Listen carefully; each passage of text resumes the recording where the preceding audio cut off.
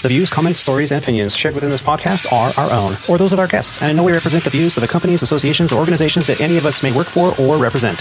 All stories, events, and tales shared within this episode may or may not have happened in the manner in which they were told. They may or may not have even happened at all. The details have been changed to protect the innocent and the guilty alike. This is Squawk Ident. You're listening to Squawk Ident, an aviation podcast that explores the many pathways to an aviation profession, the challenges that a professional aviator can expect in today's marketplace, and we share many stories along the way. I'm your host, Aviator Tony, a professional airline pilot, currently flying for a U.S. legacy airline with over 20 years on the flight line. Welcome aboard Flight 138 of the Squawk Ident Podcast, recorded on the 22nd of August, 2023, from the Aviator Sound Studios from somewhere in Southern California. On today's flight, I am grateful to sit down with some amazing pilots and Squawk Ident co-hosts to discuss the profession of aviation. We will catch up with the Squawk Ident crew, and we will discuss some recent events that have many of us in the industry scratching our heads, from axe-wielding captains to pilots collapsing due to stress-induced heart attacks. We will discuss all this and more on this, the 137th episode of the Squawk Ident Podcast. Before we begin today, I would like to take a moment and thank our latest featured guest, one of Legacy Airlines' newest first officers, Gorky. I can't say enough about Gorky. He was a wonderful training partner and an inspiration. He was prepared and he knew more about the airplane than I could ever imagine. Thanks again, Gorky, for making training so pleasurable, and I hope to get to fly with you again on the line real soon.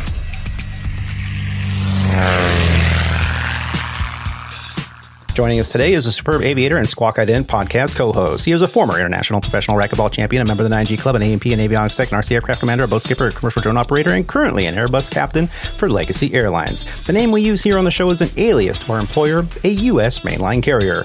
Joining us from his home podcast studio, where he is fresh off a trip that had him flying in hurricanes and earthquakes. Oh my. From somewhere in Flower Mound, Texas, help us in welcoming our very own Captain Rob. Rob, how you doing? Hey, man, I'm doing good. It's good to be back. I've been gone for quite a few weeks, missed a couple podcasts, but back in the saddle and ready to get to it. Yeah. Well, I'm really looking forward to hearing all about your adventures in hurricanes and earthquakes and, and flying from the left seat, which I'm very curious about. Yeah, it was actually an uneventful trip. So, I had a trip that brought me through LA, and Hurricane Hillary was on its way. And the first day I was there was actually pretty nice. We had that overnight in Redondo Beach. Mm. So I was able to take in some of the nice, cool sea breeze temperatures because it's been scorching hot over here in Texas. Yes, so it has. Being in that environment was just such a nice change, a welcome change. So got to take in some cooler temperatures and nice scenery out there off the coast of California. And then the next day we ended up waking up to the early weather system of a hurricane. Well, I think it was a tropical storm at that time. Yeah. Hillary. And so it started with just, a little bit of rain and overcast skies. And we launched out into the weather and brought some passengers to Mexico City, turned around, came back and landed in the middle of it. And come to find out, there was also a 5.1 or something like that on the Richter scale, earthquake in the same area. So, Southern California and that whole region, made quite a headline news for the nation there for a little while. And funny thing is you would think that we'd be really delayed or for the operation. You think that would kind of slow things down, and I'm surprised it didn't do anything. Yeah. At least to our schedule. So yeah, I am surprised too. Thankful for that. Yeah, don't believe the drama and the sensationalism on television. I mean, when they say get out and evacuate, you should get out and evacuate. Don't get me wrong. Yes. But it's not been that bad. I've been home. Thankfully, I got home a couple days before that tropical storm, aka also downgraded to tropical depression, hit. And, a lot of family was worried. I was worried about our own Captain Roger, who's in the San Diego area. And he was more in the bullseye of it. It was a little stronger. And there were a lot more flash flooding warnings out in that area. So I checked on him, and he's doing fine. He has no major issues. He couldn't make it today because he's got some events with his family, with his children. So that definitely we're thankful for him and glad he's okay. And I'm glad he's getting to spend some time with his children. So Captain Roger is fine in San Diego. His house is still there. It didn't float away. And mine didn't either here in somewhere in Southern California. But there were some areas that really did get flooded. I think Palm Springs was hit pretty hard. Yeah, and I do realize some of the geography or geography. I don't know how you're supposed to say it. The land can't absorb the water as as rapidly as some areas can. And it has nowhere to go but just flood the lowest parts of the town. And people can get, lose a lot of property and lose their life if they're not careful. Yeah, the sand / dirt in the Palm Springs area east of Banning Pass, where all the windmills are. It's so sun-baked and so cooked that it really bakes into the ground. It's very solid. It's like concrete. It's really hard. And you have to break that surface for water to be absorbed. It just runs over the top of it. It doesn't really soak down. So what happened was over the last 30, 40 years, they've had a lot of developments in those wash areas and river basins and all these new houses. And so, it hasn't flooded in over 100 years. It's like, but then you have a tropical storm come through and next thing you know, roads are being washed away and houses are under mandatory evacuation. So we felt for them over in the San Bernardino County area. There was a little bit of that flooding going on. But for the most part here, I purchased a couple 55-gallon drums, plastic drums, and with the intent to catch some rainwater to have water to water the garden. Yeah, it's a good idea. I collected before it actually got heavy. On Sunday, Monday, Saturday, it rained all day, and I filled both barrels with rainwater. Wow! Before we even got the heavier rain, so I have 110 gallons of. You were probably like rainwater. Should have bought more barrels. No, exactly what I thought. I thought, man, I could have filled up 5 or 6 barrels and just watered the garden for at least 6 months. But if at least it's legal here in California to do that. I've heard some other states they don't want you collecting Is that right? rainwater. Yeah, I can't could imagine possibly why. Be the reason. Yeah, but hey, neither here nor there. We survived. Well, I guess that's one of the good rules or laws that come out of LA. Just kidding. There's got to be at least one or two, right? Well, I'm also excited because also joining us today is a superb aviator and Squawk Ident Podcast co-host. He is a retired Army colonel and former Black Hawk Battalion commander, and he is rated in Apaches, Black Hawk C-12s, UC-35s, Embraer 145s, Boeing 737s. He has a master's degree in management and strategic studies. Currently, he is a Boeing 7576 pilot for Trans Global Airlines. The name we use here on the show is an alias to his employer, a U.S. mainline carrier. Joining us from his home studio in Northern Virginia, where he is recovering from his latest 4-day transatlantic adventure. Help us in welcoming our very own Terry S. Terry, how you doing? Doing all right. Like I said, or like you said there, just recovering from the 4-day trip and the sleep cycle that gets all disrupted when you're flying that far. But doing all right. Got to go have breakfast with the wife this morning. So nice. That's what we were on the pre-show. We were talking about what we were going to discuss today and all the headlines that were interesting and what we were deciding what we wanted to talk about. And, the quality of life of flying the big boys, the heavies, the wide body is definitely different. I mean, we've talked about this on the show, how being on reserve versus being a line holder, it's 2 different jobs. And being a commuter versus being at home based is 2 different jobs. It's just 2 different things. And we haven't really discussed the difference between narrow body flying at a major airline and wide body flying, and how it really is two different things. And a lot of people say it's two different airlines. Yeah, absolutely. Now, you've people done both. Refer to it here as two different airlines, and it definitely is. It's just a different. It's a completely different operation, when you're doing the international wide body stuff versus the domestic stuff, and even the. So my first trip on IOE was a domestic 7.5 pairing, and I deadheaded out to Denver, then operated Denver to Chicago. The next day we did an Orlando turn out of Chicago, and then the last day I deadheaded home. And even that side of it it's different from the strictly narrow body flying, in the sense that, the legs are a little bit longer. You're not doing as many of them. And I don't know, I don't want to say it's more civilized. It's just a different atmosphere, Yeah. So yeah, it was a good time. So I'm looking forward to hearing about this. Yeah, because what you're describing is really the ins and outs of two different operations, right? Even though it's the same carrier under the same certificate.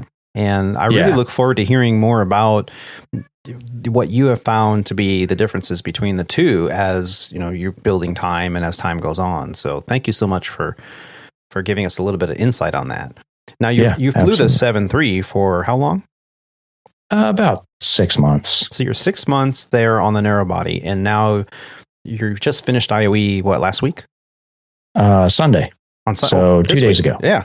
Yeah. And so you've not really been on the wide body long enough to kind of compare the two in detail, but what's the main difference you see here, that like pros and cons? So because I was on OE, I got to fly both legs. But ordinarily, if you are the flying pilot, or one of the two flying pilots, you'll fly one way and the other pilot will fly the other way. And that's it. You get one landing every trip, basically. Yeah. So that's one. Another one is you have the relief pilot. So you have a third pilot on board for most of those pairings, because most of them are over 8 hours. Now we were required to have a relief pilot for the leg that I flew. So we went to Dublin out of Dulles, and where I got my cool Guinness hat here. Nice. But so we went to Dublin, and it was blocked at 7 hours. But because I was not officially qualified yet, we had to have a third pilot. So got to kind of learn the duties of the quote unquote bunkie, and see how the bunkie has responsibilities that in the domestic operation, they fall on the first officer. But when you have two first officers, you can kind of divide and conquer. So that was pretty nice, not having to do some of those things, like some of those things, like the pre-departure announcement, flight attendants, please be seated for departure. I reached down to grab the PA, and the other FO is already making the announcement. I'm like, oh, okay, cool. I don't have to do that. So, Nice. just some minor differences there, but yeah, there's, and then you got to figure out the break schedule. You've got breaks, where you can go back and sit in your rest seat and catch a few winks, which is nice. But yeah, it's cool. It's just it's a different operation than, flying 4 legs in one day through the weather, every single leg, it's different. Yeah. Yeah. Well, I'm so happy for you. And it just sounds like it's going to be a good fit for you, with your base and where you're located, not having to commute and taking advantage of this wide body flying. Now you're going to have to give us the 411 on this as time goes on, because I know here at Legacy Airlines, the wide body FOs depending on if you're FOB or FOA, whatever they call it, based on seniority for that trip, whether you land or not. And a lot of times FOA gets to choose, and I've heard this through the grapevine, that they go, no, you can have the landing. You can have the landing. And what happens is they go out of currency. So then Right. they remove them from a trip with pay. And then they have to go down to Dallas, get scheduled to go in a simulator to do 3 full stop landings. And then they're current again for 90 days. Then they go back on the line. And then they'll pick up like a trip on their day off, usually premium trip. And next thing you know, they're flying less than a narrow body pilot, but they're making twice the amount of money with all of the pay guarantees and protections. So it'll be interesting to hear if you have similar strategies and techniques over there at Transglobal. Yeah, so the other first officer who was operating as our bunkie, he was telling me that he's a hustler, so he works for pay, and he is able to maximize his pay through different strategies, picking up premium trips and dropping trips and trading trips and whatnot. But in fact, we were talking about, so I'm getting ready to get in touch with we have a consolidation desk. So when you switch to a new airplane, I believe it's the same for everybody. We've got to get 100 hours in the first 120 days, right? So for us, some airlines will actually build you a consolidation line to get you to that 100 hours. We don't do that. But we do have the ability to talk to our consolidation desk, and they will, you can send them a list of trips, not out of open time, but from other people, who are trips that are already owned by others. Oh, wow. Send them a list of trips that, would fit into your reserve blocks. And if the stars align and everything works out, they can grab that trip. They drop it from the pilot who's got it with pay. Yep. They're happy to stay home with pay. Yeah. So I was talking to the other first officer on this last trip, and we got along pretty well. He was another Army guy, and we're talking about things. And I was like, I got to consolidate. So if you're looking to maybe drop a trip and pick up another trip, I can certainly try to help out. He's like, yeah. Yeah. I'm telling you, if there's a crack in the dam and there's a drop of water, next thing you know, all the water is going through there. That's a pilot for you right there. Pilot's going to find the way to get around the dam, so to speak. The damn dam. So great. Well, I'm happy that you're out there on the line and everything was a success with your training. Any pitfalls from the long-term training going from the 7.3 to 7.5? It's pretty standard stuff, right? Yeah, it was standard stuff. I think so. I did have a couple issues with training. The check ride I passed, but we have this thing called a short cycle. So I passed, but did not do as well as I probably should have. And there were, issues related to that basically they had me paired up with another first officer who had been out for 6 years. Oh, wow. And so the seat support for the check ride wasn't the best. So, missed some things here and there. But anyway, we got through it. We passed and, moved on to OE from there. But it just means I got to go back a little bit earlier as opposed to a 6-month recurrent. I've got to go back for I think it's 3 to 4 months. 3 to 4, so, yeah. So, which, whatever. It is what it is. But that was kind of the biggest pitfall with training. Like training had gone great up until the check ride, which is just so disappointing. Yeah.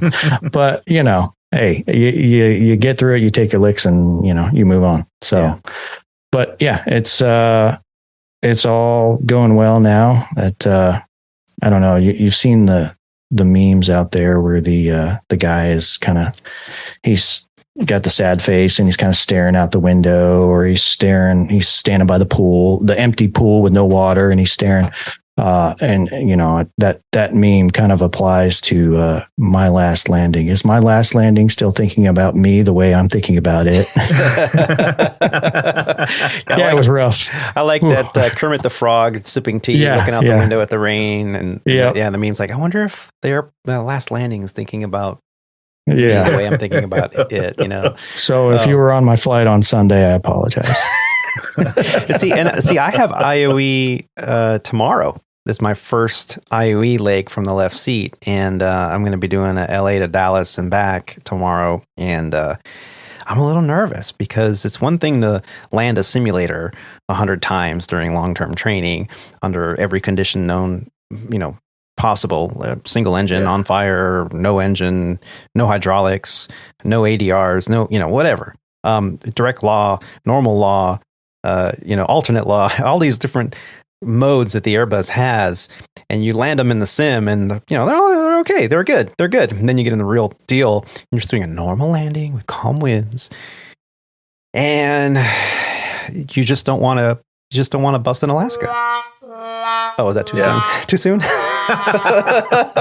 Now, those guys, we're going to talk about that if we have a chance. I reserve all my opinions until the NTSB report. But yeah, if anyone that's in the aviation industry, yesterday, I think it was, an Alaska 737 had what looked like from the video posted in the news reports, just a regular landing, kind of not too hard, not anything crazy. But the left main landing gear, the strut was pushed up through the wing.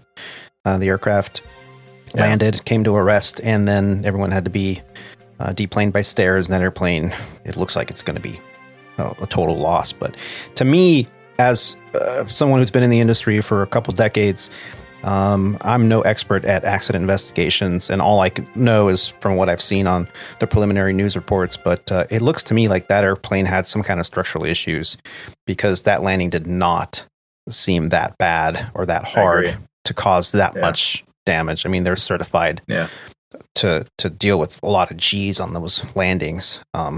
So from the video that the passenger took from right behind the wing on the left side where the incident occurred, it didn't look that bad. So I jest when I say Alaska. Don't get me wrong. We're just making jokes. But Rob, you've got 100 hours now. Your consolidation, you didn't need it because you were in the right seat, and therefore you already had it. Right. But you have your 100 hours in the left seat. Yeah, the 100 hours was to lift the, the new captain mins. I forget what we technically call it, but the restricted captains. Restricted captain. Yeah. So, within your first 100 hours, we would have to add a half a mile and 100 feet to all the approaches, and no Cat 3 unless they were in VMC conditions. Mm-hmm. So, had that lifted. And actually, I almost had to go around, do a missed approach into San Diego a couple trips ago, because the ceiling was right at the minimums of, the added extra 100 feet to the MDA.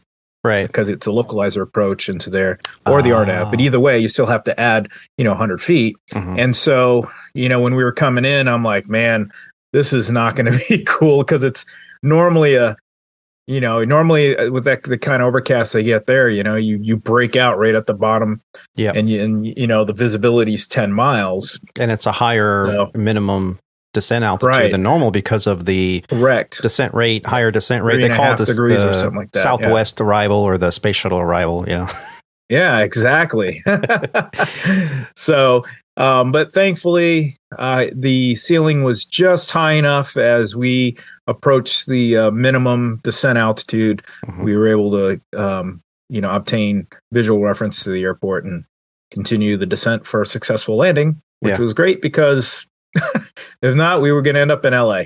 Yeah. And so the funny thing is, and I was just we'll talk about my long-term training wrap up here in a moment, but I was just there, and they were talking about there's exceptions that you can use as a restricted captain. You could do a Cat 2 landing, but that's, of course, an ILS. So now you're going into a localizer RNAV place. You got to add the 100 feet and a half miles. Now, do you add the 100 feet to the MDA, or you add 100 feet to our derived decision altitude, which is 50 feet above MDA? No, I did it to the DDA, but I'm not sure if that's actually what we're supposed to do. But because the DDA is always you add 50 to whatever. So yeah, our Legacy Airlines, we add 50 feet to our MDA to get our DDA. Yeah. And then the question is, so do you add 100 feet to DDA, or do you add 100 feet to MDA? So I would think you would. I think you add 100 feet to your MDA, and then you still have to add the 50 for the DDA, because that's the company policy. So 150 feet from MDA. Exactly. And you see, all this, the legal, that's what the blue pages are for, darn it. Yeah, totally. Yeah, totally. So you had some weather. We talked about your flying into this really non-event Hillary hurricane thing. And so the flying, you're happy with it, and you're holding a line next month. Is this right? Yeah, crazy, right? Yeah, I've been on reserve up until... Well, it will be up until the end of this month, which is August. Mm-hmm. And yeah, I just bid kind of like what I normally bid for as when I was a senior FO. And it's still, I mean, I got the award as if I had just blanket bid or, block bid the whole bid packet. Basically telling the computer that I'll take anything as long as I don't have reserve. So I got all 4-day trips next month. So I'm happy, because when you hold the line, as you and I know, there's a little bit of flexibility that comes with it, because you can trip trade, and we have obviously had some limitations in the past couple months or years where it's harder to do stuff trade like we used to, but still at least I can do that now, because on reserve you can't do that at all. Right. So and then on reserve, I've been just flying. I mean, every day that I'm on reserve, I've been flying. I think I can count on my hand maybe 5 times in the last 2 or 3 months where I just didn't fly at all. Oh, wow. And actually, one of the days I was called in to fly, and this actually might have made it onto the last podcast, but I was called in to fly, and I was already within like 30 minutes of my my legal duty day because of the time of my wrap. And I even mentioned it to the scheduler. I said, you're having me come in to fly a trip, and I only have about 30 minutes left in my my wrap. And if there's any delay, which this trip was already delayed, but that's why they're calling me in. If there's any more delay, I won't be able to finish it. And they're like, well, I understand, but right now you're the next one up, and you fit the criteria for the trip. Yeah. I'm like, sounds great. So, I showed up for the trip, signed in, and no sooner than I signed in, they pulled me off the trip because they realized there were even more delays. So turn around, went home, got the show no-go pay for at least showing up to the airport. So that was kind of nice, but that was one of the days I chalked up to not being used. Yeah. So anyway, all in all, it's been good. The flying's been good. You mentioned you're nervous, and that's normal and that's natural. But as you know, it's like riding a bike, man, or riding a horse. It's kind of bucks around a little bit, but you're gonna settle right into it, just like you did at your previous job, and it's going to become pretty nice. And you're a natural leader. I've flown with nothing but great people in the right seat. I've had a small little challenge this last trip. It was not a big deal. I kind of just had to have a little coaching and counseling when we got on the ground in Mexico, and it's actually kind of a good story. But and we could talk about it if you want to. But other than that, it's been great. It's just a good overall experience so far. Yeah. Well, if you don't mind, before we get into my experience, because I talked about my long term on the last podcast with Gorky, and we were getting ready for the next day. We were going to do LOE, and that went off, without a hitch. We'll talk about that here in a minute. But what really impressed me was the class I just finished this week, which was PLM. Yeah. which is professionalism, leadership, and mentoring, which I didn't know was a requirement from the FAA. We'll talk about that as well. But speaking of, mentoring, what kind of mentoring situation do you have? Yeah, so I actually had to take a page out of the PLM course that you and I had experienced. And Terry, you've probably been doing this your whole life with the military, but we've had to do it at Sandpiper and here and there. So it really wasn't something new, but it was my first real mentoring session here at Legacy Airlines. So what was happening was I was flying with a first officer who had some really good experience, and we got along exceptionally well. Just, it was just like a normal flight, normal crew coordination, and they were very procedurally correct, and the cadences. It was just a great trip, But the only thing that was kind of got on my, I wouldn't say nerves, but just kind of irritated me a little bit was, and I picked it up maybe the second day of the trip, was every time the person would make a mistake, either on the FMC or the FMS or a radio call, they would kind of verbally, off the mic or off the radio, kind of verbally beat themselves off. It's like, well, I didn't hear. That's not what I heard him say, or I don't know why I can't get this thing to do it. Just kind of talk it out loud. Yeah. And some people do that. So fast forward, we're going into Mexico City, and here's the threat forward briefing. Hey, what are your threats? First thing that comes out of the mouth was language barrier. There's the Mexican controllers can sometimes be a little hard to understand, and some of the fixes are unfamiliar. So, and the way they pronunciate or enunciate their fixes or their clearances sometimes just don't, go right into the processor the way we want them in our brain, and then sometimes you have a little hard time complying with it. Mm-hmm. So now you combine that with that person's reaction, which is to just beat themselves up after every single mistake or radio call that they don't understand, was starting to interfere with the actual communication with ATC and operating the airplane. And one of the cases was we were on an arrival into Mexico City, and the arrival, just for demonstration purposes, had like 5 points. Okay. And 3 or 4 of the 5 points were turns. So you hit 1 point, and then you made like a 90-degree turn, let's say to the east. The second point, another 90-degree turn to the south. And the third point was like a 90-degree turn to the southwest. And then 4 and 5. So they're all turns. But there was also on the chart, it said that, hey, be prepared to go directly to point number 1 to point number 5, because you can get that clearance. Okay. So the controller, we briefed that, and we talked about it. I was a pilot flying.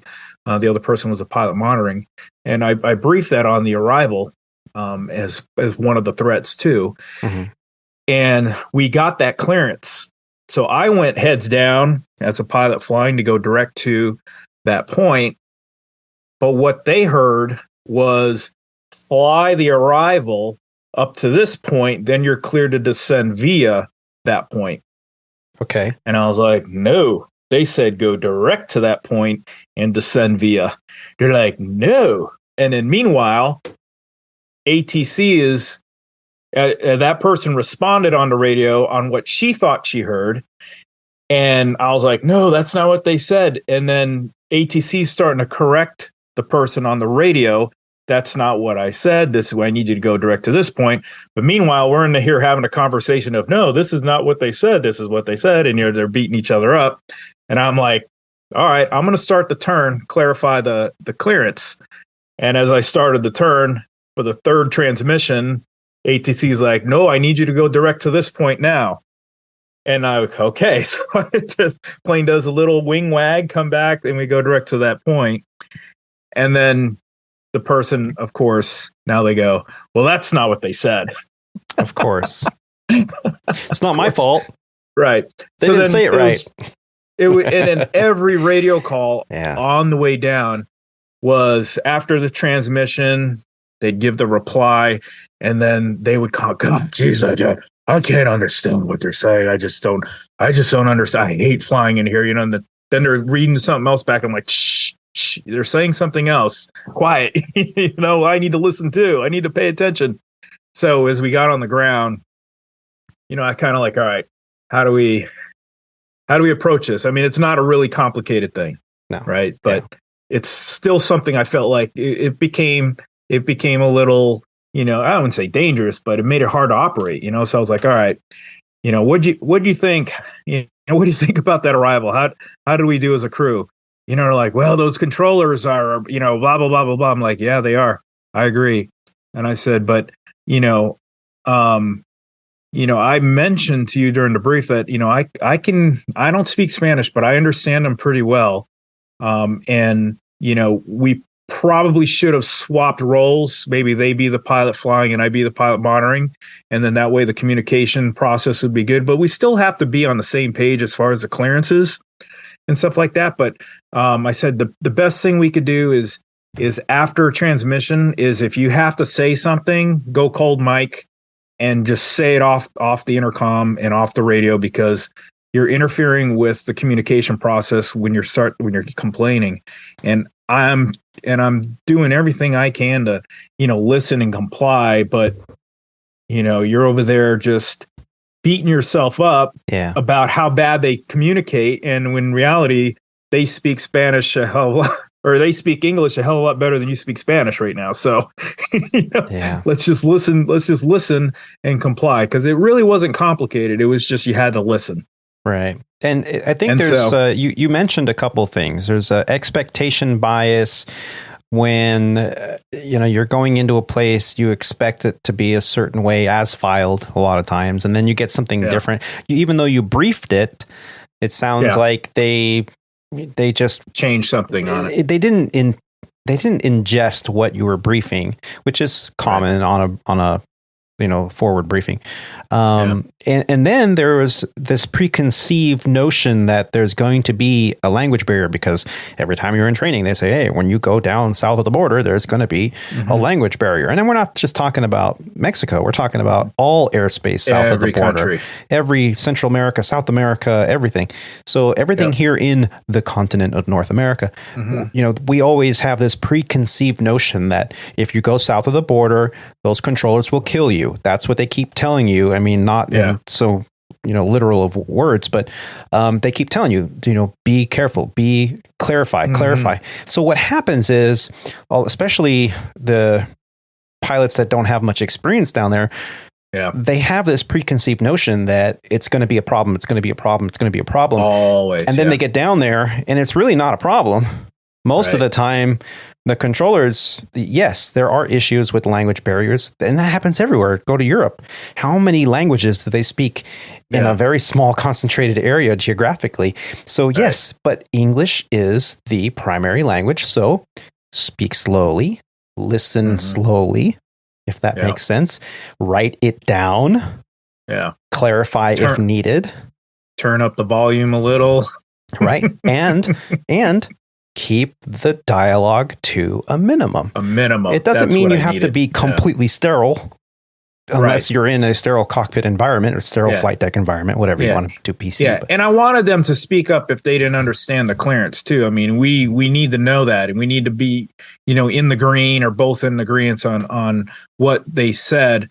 But, it got to the point where, just like you said, they were their own enemy. Their expectation bias, where the communication sucks down here, the language barrier sucks, and they're going to kill us, was impeding with let's just listen to what they have to say and do what they have to say, and then decide if it wasn't going to be safe or correct. So anyway, that was it. But I felt comfortable enough to kind of bring it up, and you have to anyway. You're the captain, so. But I felt comfortable enough to bring it up, and we both kind of had a little laugh at the end, and we both agreed, like, they were wanting to go to the wide body, Terry, and fly those international routes, and I kind of said, well, you need to do a couple more Mexico trips just to get that language thing under your belt, because now you're going to fly to South America and you're going to fly to London and Europe, and this is going to be your life. So better off, making all the mistakes here and now than, yeah. Put those tools in your toolbox. What happens when the phraseology is different? Not just the differences in pronunciation and whatnot, but the actual phraseology. Like, one of the things they do in Western Europe that, I had to do the other day was, when you are ready for pushback, you don't call, ready for push and start or anything like that. You call them up and you say, call sign so-and-so, parked at stand, whatever, fully ready. And if you don't say the words fully ready, they're not going to give you what you want, right? So there's phraseology differences as well, depending on where you go. So it's not just language at that point. Yeah. Is that something that is in your operations manual? Or, it's on our company pages. I think we've got it on our company pages. Yeah. Yeah. So they kind of give you the phrase to say or whatever. Yeah. Right. Yeah. And that's kind of something when we got our clearance too. And I think, Tony, you'll probably understand this. This kind of task saturated us and task loaded us down there in Mexico City. And I'm sure you've been there, right, Tony? Yes. You've been there maybe a handful of times. But for the some reason, our FMGC's locked up and we lost our data link when we got to the gate. Okay. And so, there's obviously a QRH reset procedure, and, you're supposed to document it, call maintenance, and it's supposed to be a info to maintenance write-up. So I did that, but I knew I had to do that to free it up, because the FMGC wouldn't function at all. Like, you can scroll through the pages, but you couldn't input any information. Oh, wow. So normally there's an init button with the star, right, for uplink stuff. So you hit the uplink, and then, within a few minutes, all the flight plans and performance uplinks.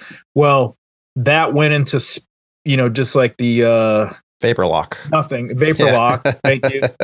And then you're like, okay, let's not wait on this after 5 minutes. Let's just start hand jamming or manually entering all the information ourselves.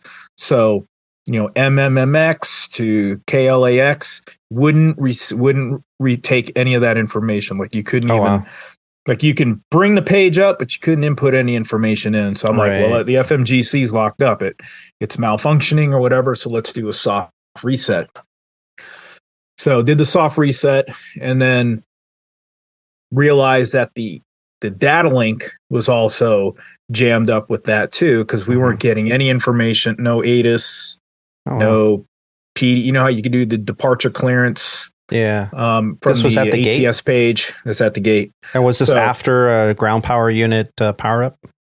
I didn't even establish ground power. I just kept the APU. So it was just APU running. Okay, because I know that. Remember, we used to have that issue over at Sandpiper with the GPU sometimes causing a little haywire in the Embraer. I was just thinking maybe, but if you never even established ground power, then it doesn't make so that's sense. Exactly what happened. So I had to go in and do the QRH reset procedure, but the QRH reset procedure for that too was also saying, if you couldn't even do it if you had the FMGC locked up, because you needed the FMGC to do the Unilink thing. Right. So anyway. Yeah. So, and just for those listeners out there that are going, oh, what the hell is he talking about? Flight Management Guidance Computer, right? And then QRH is a Quick Reference Handbook. That is book, the only book that we are now over at Legacy required to carry with us in our kit bag. That is going away. We will be transitioning to an electronic version only, which is great. Yes. One less, 5-pound weight to carry around in our bag of tricks there in our kit bags. And there are procedures that you can reset computers on the ground. Sometimes you can do them in air. Most of the time you can't, only on the ground. And then once you complete this procedure, then you would do an info to maintenance, which what's that? Well, we have an aircraft maintenance log. As of right now, it's a book that's on the aircraft required to be on board prior to every flight. That also is going away. We're going to have an EAML, an electronic AML. But for now, we still have the paper. And so you put an info to maintenance item in there so that maintenance knows that you did a reset. And if the reset is successful, next time the aircraft is back at a maintenance base, maintenance will come and check the book and go, oh, they did a reset, and they'll document it. Because if everybody does a reset on an airplane for 3 days, and you have 5 or 6 crews a day doing a reset and maintenance doesn't know about it, they're never going to fix it. So we do info to maintenance items. That's it. So that's it. Yep. Now, here we are, about halfway through, and someone has decided to join us. Let's see who it is. He is a former U.S. Navy Reserve's Chief Information Systems Technician, a certified flight instructor, and an Embraer 175 pilot for Sandpiper Regional, the alias to one of Legacy Airlines' wholly owned regional airlines.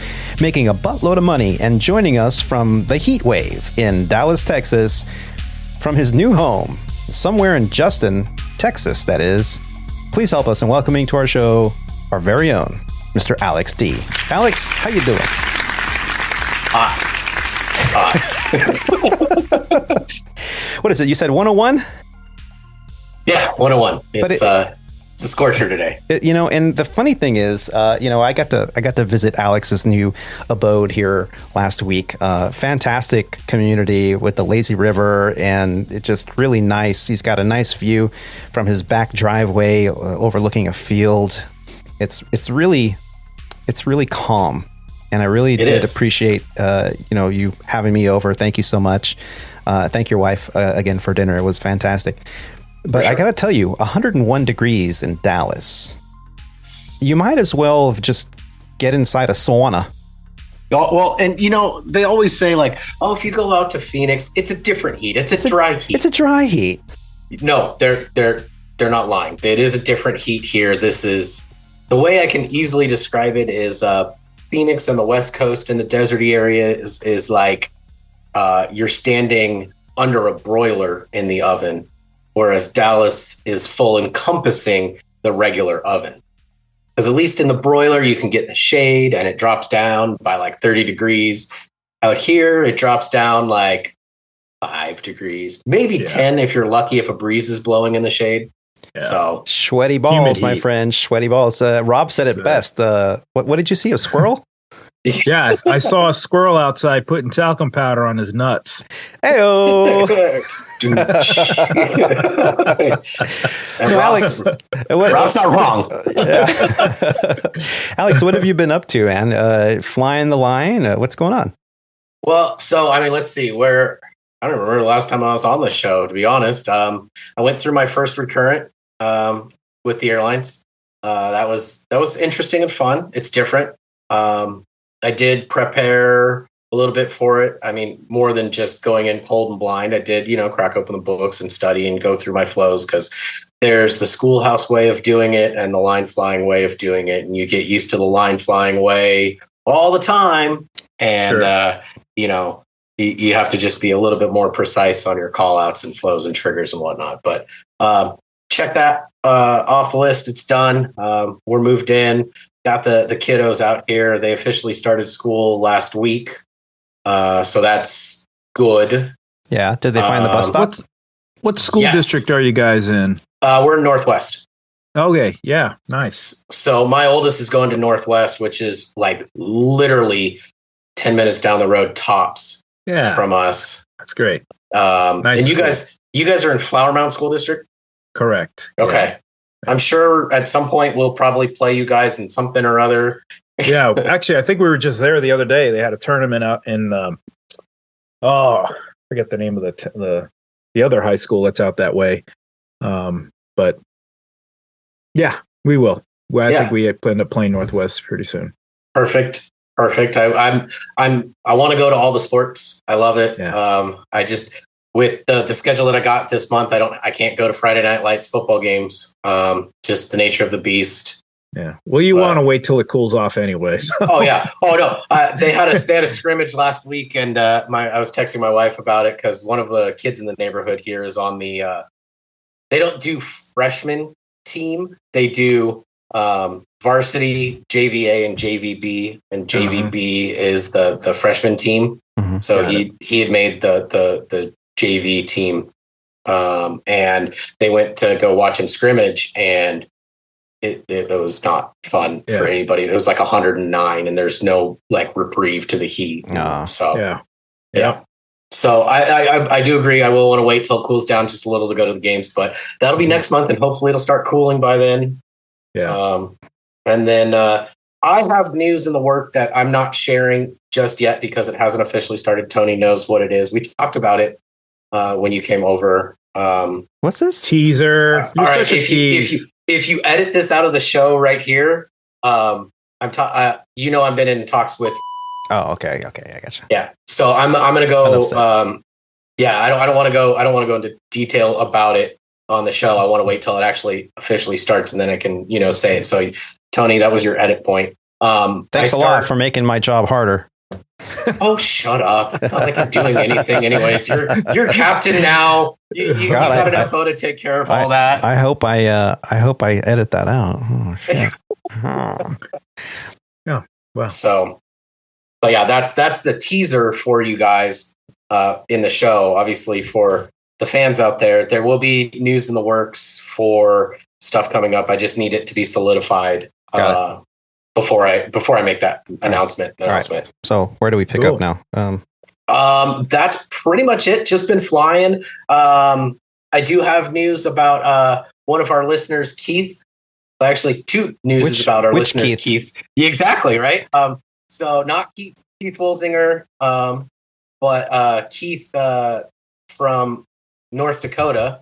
The last I talked to him, he had passed his MV and his not his MV, his procedures validation and his knowledge validation, and was doing observation rides before he goes into the sims. I think it's next week. I got to text him and figure out more, but he's on the last hurdle before becoming a fully fledged first officer with Sandpiper. Nice. Well, we wish him luck in his training. I'm sure he'll do fine. And Keith, if you're listening, send us some feedback, some audio feedback. Let us know how it's going and what the best thing you got out of all this training was, and what some of the challenges were. We'd love to hear it. Alex has already, been through it all. And, it'd be interesting to hear a year later if some of the same challenges are there or how it's all going. So thank you. And Alex, thank you. Welcome to the show. Yeah. You've been very busy with all of the moving and getting settled in and getting the kids in school. I asked you if they found the bus stop because the next day was going to be their first day and they're freaking out a little bit going, where's the bus? I don't know where to get the bus. And I'm just going to walk. The youngest one has been completely fine. His bus stop is literally at the corner. Easy pickup, easy drop off. Yeah. He walked himself out today to go to the bus stop, get on, and walked himself home yesterday. So he's got no problems. The big one, he was the one that was having a little bit of the issue with the buses and all that stuff. But he's been in baseball tryouts this last week. Cool. For the fall season. And I'll be happy to say that he made the JV B squad for the Northwest High School baseball team. Nice. So we're looking good there. And that was a huge win that he needed to kind of help boost his confidence being out here. Excellent. I'm very happy for him. And I feel sad for your weekends because they just went away. Bye-bye. Yeah. Don't believe me? Ask Rob. I'll be picking up OT. That's right. Okay. No. I want to be home. I want to be around and see these things and go root on. High school sports. And that's good. That's important. Absolutely. That's fun. Well, today we're talking a little bit about how we've been dealing with professionalism and mentoring, and we're going to talk about my experience finishing up the long-term training and the PLM course, and we'll speak a little bit about what's been happening in the news with axe-wielding pilots right after the break.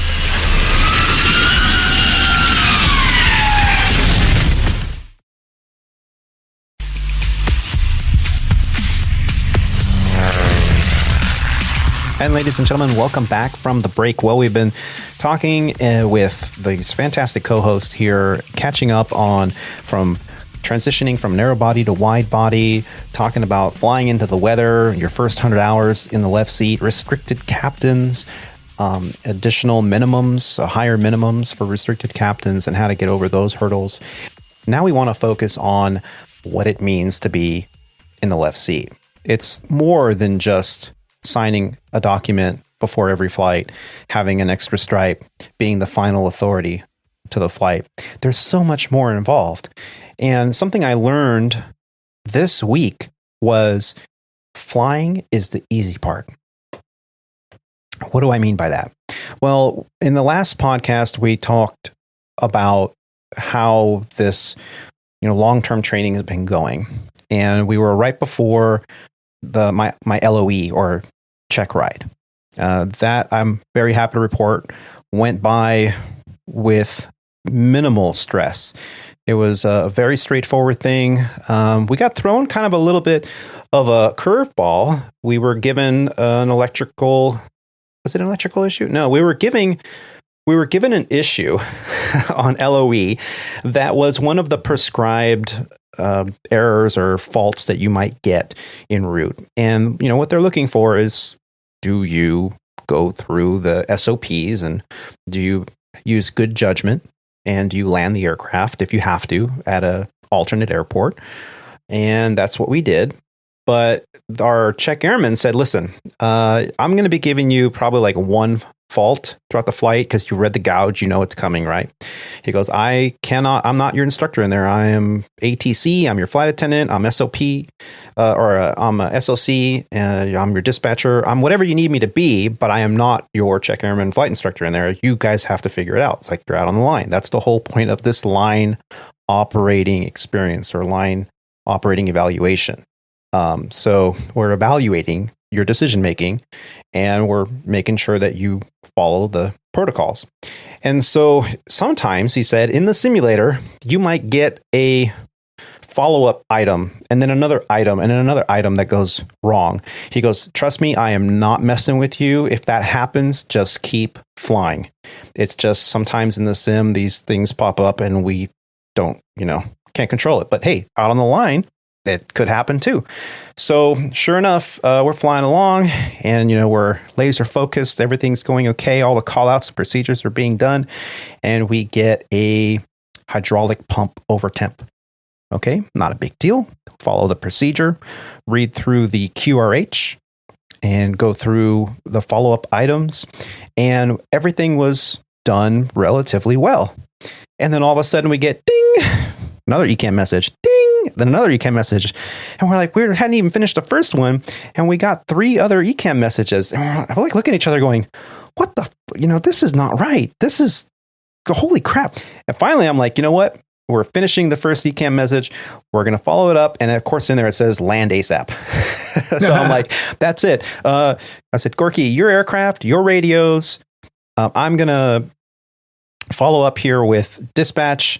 And go ahead and declare an emergency and tell them where we'd like the closest airport, which up, here it is. And I'm going to verify with dispatch that that's a good call for the airport. Sure enough, we got that airplane down. We did not an emergency descent, but we did a pretty good descent, and we landed the airplane, I think in San Antonio or something like that. And the whole thing went off, pretty much without a hitch. And as soon as we cleared the runway, the sim instructor said, gentlemen, congratulations. You've passed your check ride. Remember, we were talking about it in the pre-briefing that sometimes the simulator, there's things programmed in here in lines of code that are messed up, and they're giving you emergencies or ECAMs that are not part of the lesson. He goes, that's exactly what happened. You guys handled it just wonderfully. You didn't let it get overwhelming. You maintained your focus. He goes, that couldn't have gone better if it was an actual part of the lesson. He goes, good job, guys. And I was very grateful to have Gorky as my training partner. He was very prepared. He had gone through 3 type rides on the Airbus in the last 3.5 years. So yeah, everything went off without a hitch. That's so awesome. We graduated, we took some photos. Hey, everything was great.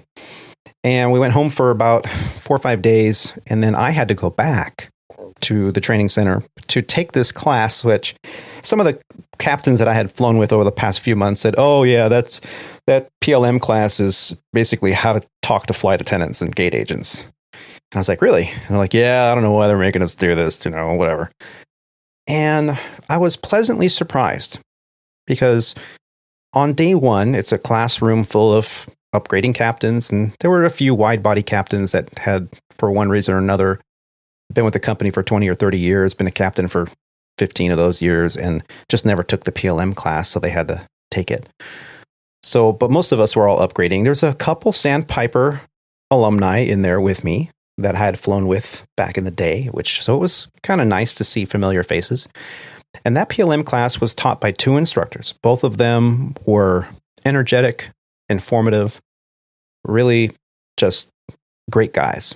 And they weren't check airmen.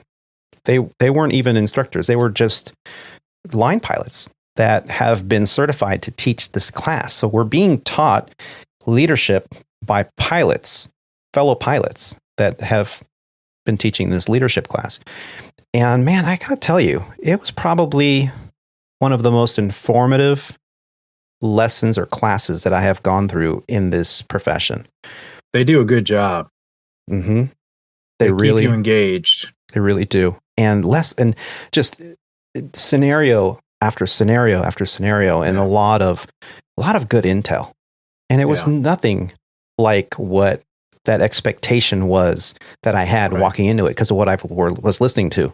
I knew very little about it, and they don't really give you much like intel, no syllabus beforehand. It's all show up on day one, and there you go. Yep. Not to mention there was free coffee and water in the back of the room. So now, Rob, before you go, I know you have some things you need to take care of in a few minutes, but what did you think of the PLM? You went through it a couple months ago. Yeah, I enjoyed it.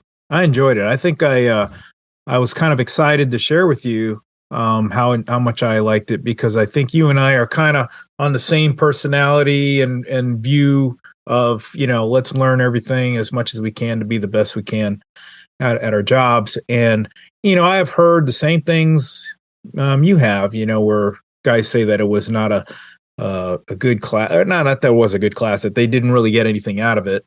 And, when I went in there, I just kept an open mind, and I really enjoyed it. I mean, those instructors, those pilots up there that were running the class really did a good job of keeping you engaged on the topics, and they kept it funny too. And I think that's what made it good. And everybody was contributing. I mean, there was very few. There's a couple of people that just were quiet, but most people were pretty. Were willing to volunteer any information or to get into the activity as they wish to.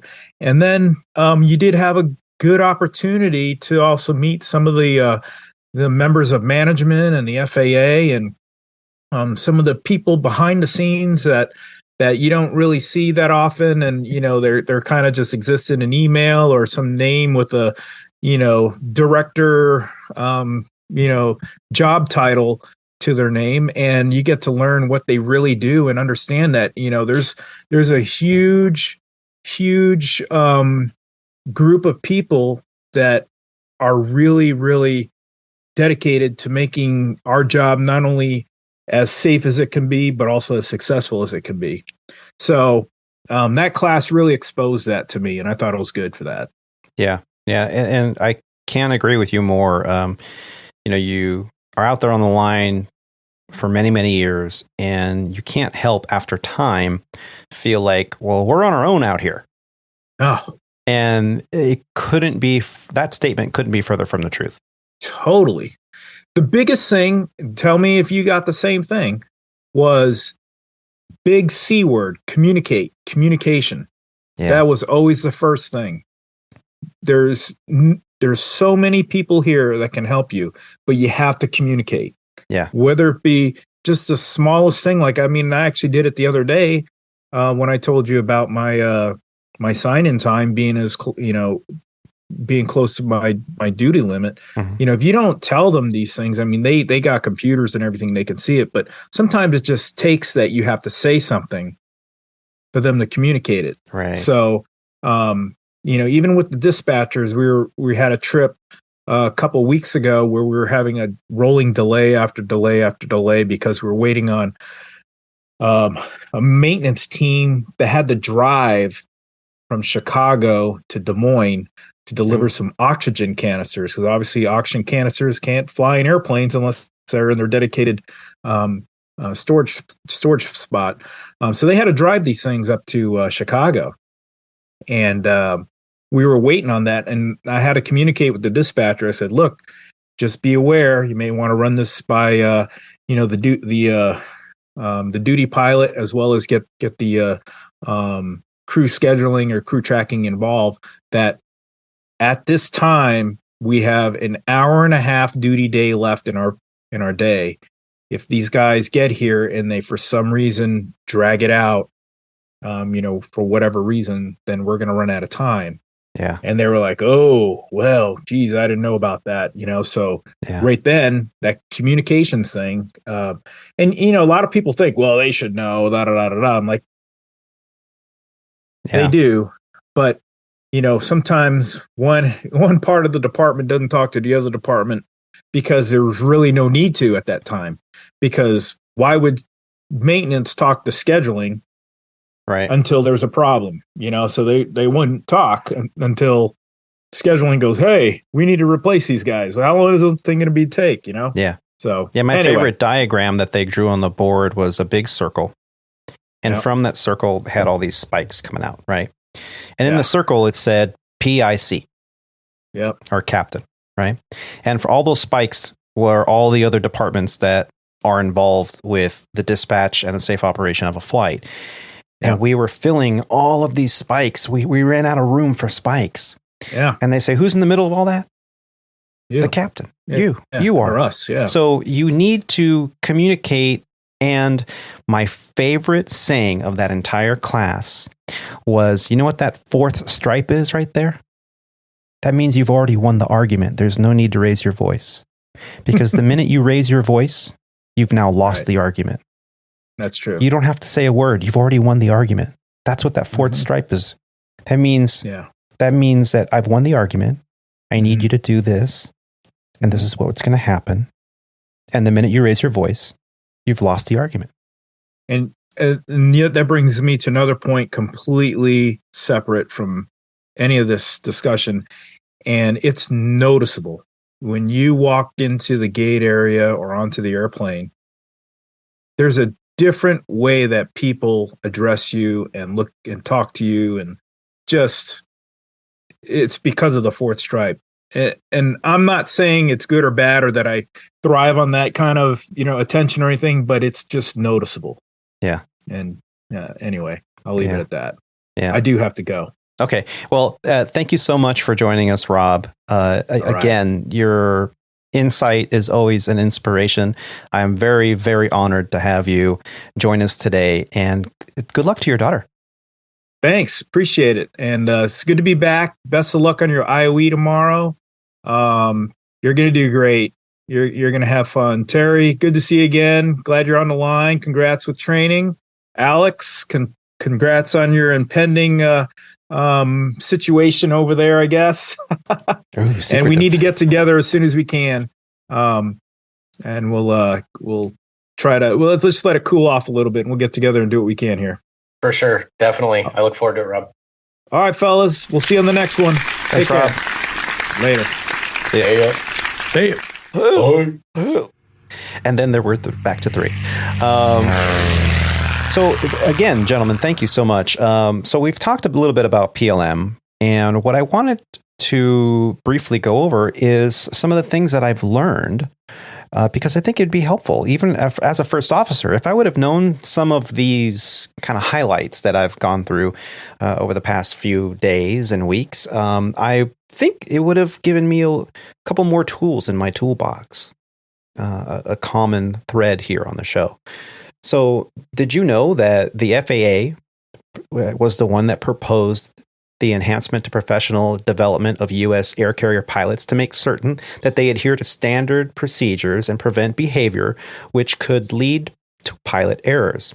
The rule would require leadership and command training and mentor training for pilots in command. It would also require each air carrier to establish a committee to develop, administer, and oversee this formal pilot mentoring program. Now, this was back in 2016, and yes, it has been implemented. The FAA is the one that has made this a mandatory training event for PICs at 121 carriers. But a little bit more, I'll put a link in the show notes, but a little bit more about this program. Pilots have an enormous responsibility for the safety of their passengers and crew, said FAA Administrator at the time, Michael Huerta. We have some of the best pilots in the world, and we should take full advantage of our pilots' wealth of experience to raise professional standards and cockpit discipline. The notice of proposed rulemaking provided newly hired pilots with the opportunity to observe and become familiar with flight operations procedures before serving as part of a flight crew. The FAA required air carriers to revise the curriculum for pilots seeking to upgrade to pilot in command. Air carriers would also, and they have, provide leadership and command and mentoring training for all pilots in command. Air carriers will establish pilot professional development committees to develop, administer, and oversee these things. It's a bunch of repeating the same thing here. This was put into effect after the Colgan Flight 3407 accident. Air carriers and unions responded to the FAA's call out to action and pledged support for professional standards and ethics committees and code of ethics and safety risk management meetings. So this was proposed and it was put into rule as an FAR for Part 121. Again, I'll put a link in the show note from this press release that dates back to 2016. It just goes to show you, there's stuff that I had no idea that was a requirement. Again, it was definitely a great class. We've talked a little bit about the sterile cockpit or sterile flight deck environment a couple shows ago. It was kind of a thing that had an issue with during my recurrent training as a first officer a couple months back. And I always thought I was pretty good with sterile flight deck, that I try to keep personal conversations to an absolute minimum, if not at all, until we're outside of the sterile environment, above 10,000 feet, the last 1,000 feet of any assigned altitude. And for me, top of descent down, because once you're on an arrival and you have altitude and speed restrictions and to comply with, it gets kind of tricky. And no matter how confident you are in your scenario, when you start introducing distractors, then things happen. And the last thing you want to have to do is feel obligated to file an ASAP because you busted an altitude or a speed or a gate on the arrival. So I try to keep my conversations professional and to what's at hand during those times. But even as disciplined as I am, there are a multitude of times where I can imagine myself and I catch myself breaking sterile cockpit, asking a question. Hey, did you see that? Or what do you think of this? Or, hey, did you hear we passed our TA today? So, you have to really be disciplined. And it all comes down to professionalism and leadership and mentoring. So after this recent crackdown on the sterile cockpit that the FAA has been proposing, I learned that from our FAA POI over at Legacy, that cell phones have become a major issue on the flight deck. And what the FAA is doing is they are cracking down on cell phone and electronic device usage from pilots on the flight deck. Is your pilot tweeting, TikToking in the middle of your flight? Now, passengers have rules, and even jump seaters have rules. And the jump seater on the flight deck has the same rules as the passenger. So yeah, they can surf the internet while they're in your jump seat, as long as it's not below 10,000 feet or sterile flight deck. But you as a pilot, part of the crew, your phone, as per the regulation, FAR 121.306, must be turned off. Not in airplane mode, not in standby, but off. That is the verbiage that's being used. Now, I can tell you, in complete honesty, I put my phone in airplane mode. At least I have in the past, because I, one, wasn't aware that it had to be off, even though the checklist does say PEDs off, right? And so what's happening? Well, we have seen many, many instances in the news lately of aircraft vacating runways on takeoff and landing. We've seen incidents where there's been damage to airplanes. We've seen incidences where there's been evacuations lately, many of them, all around the world. And guess what? The first thing that the NTSB and the FAA are going to do, they're going to, number one, pull your phone records, pull your Wi-Fi from your device, your laptop, your phones. They're going to give you a drug and alcohol test first thing. So if you have an incident, if you tail strike an airplane or have a hard landing, call your union.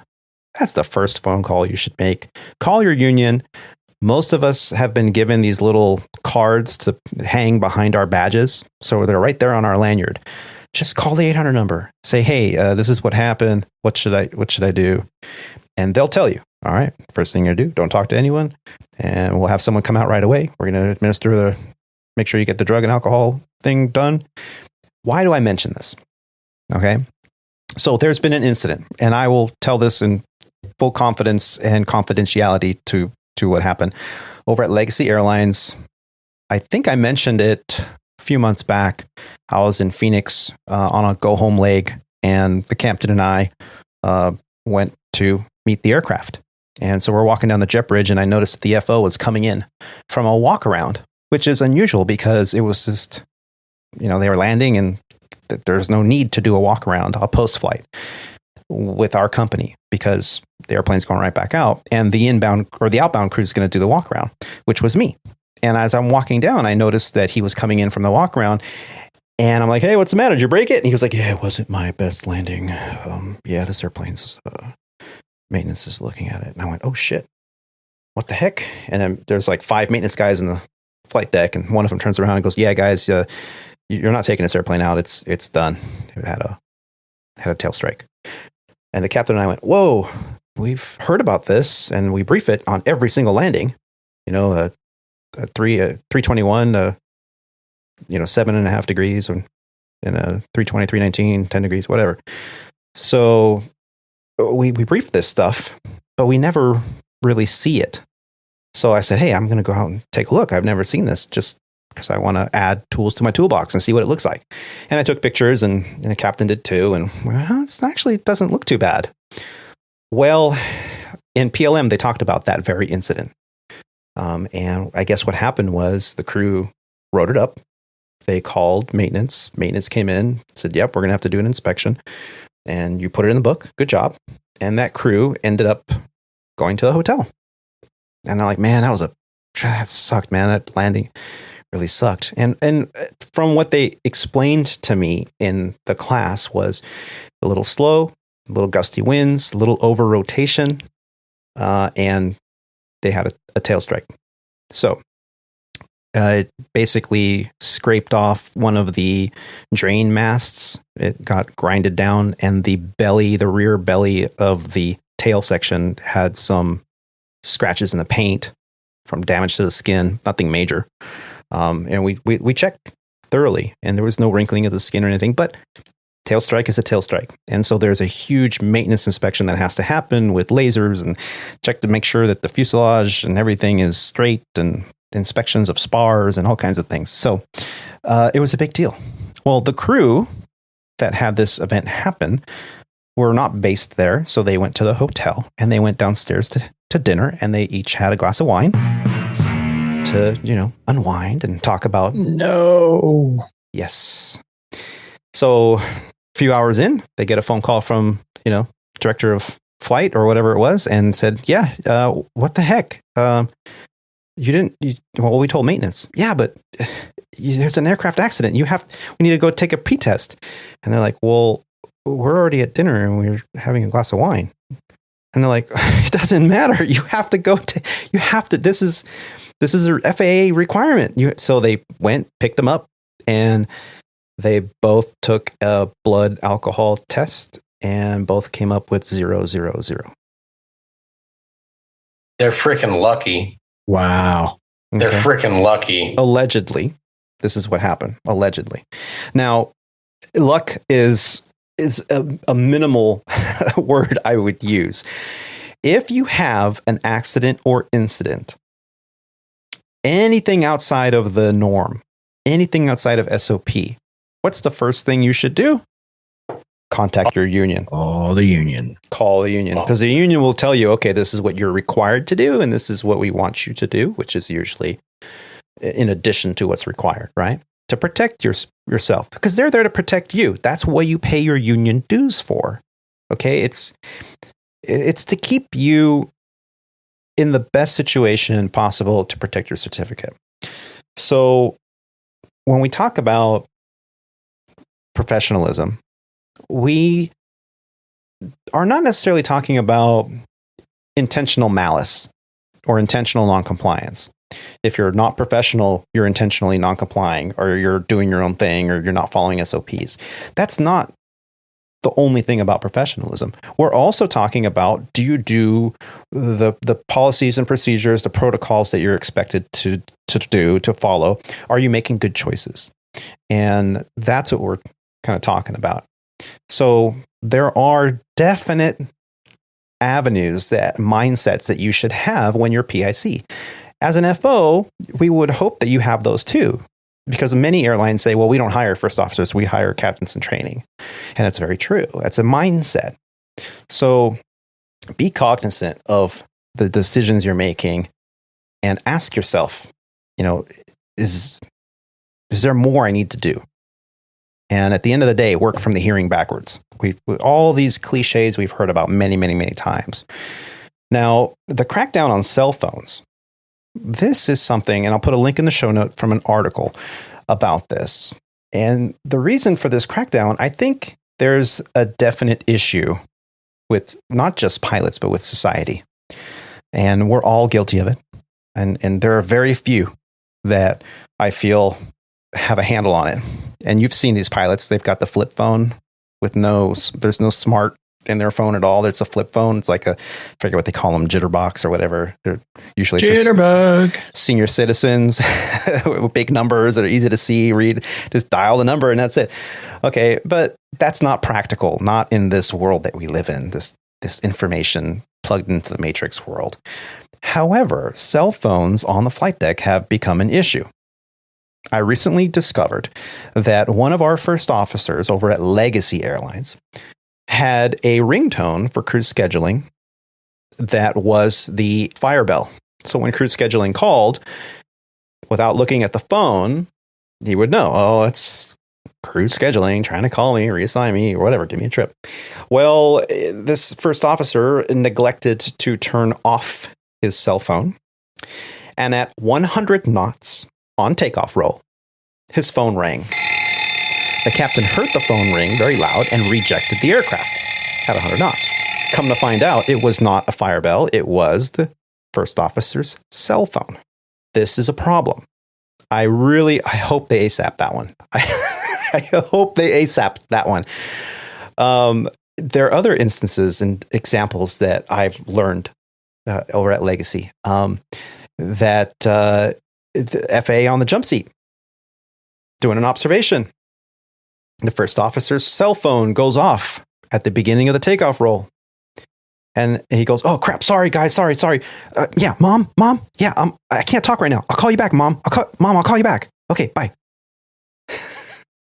V1, rotate.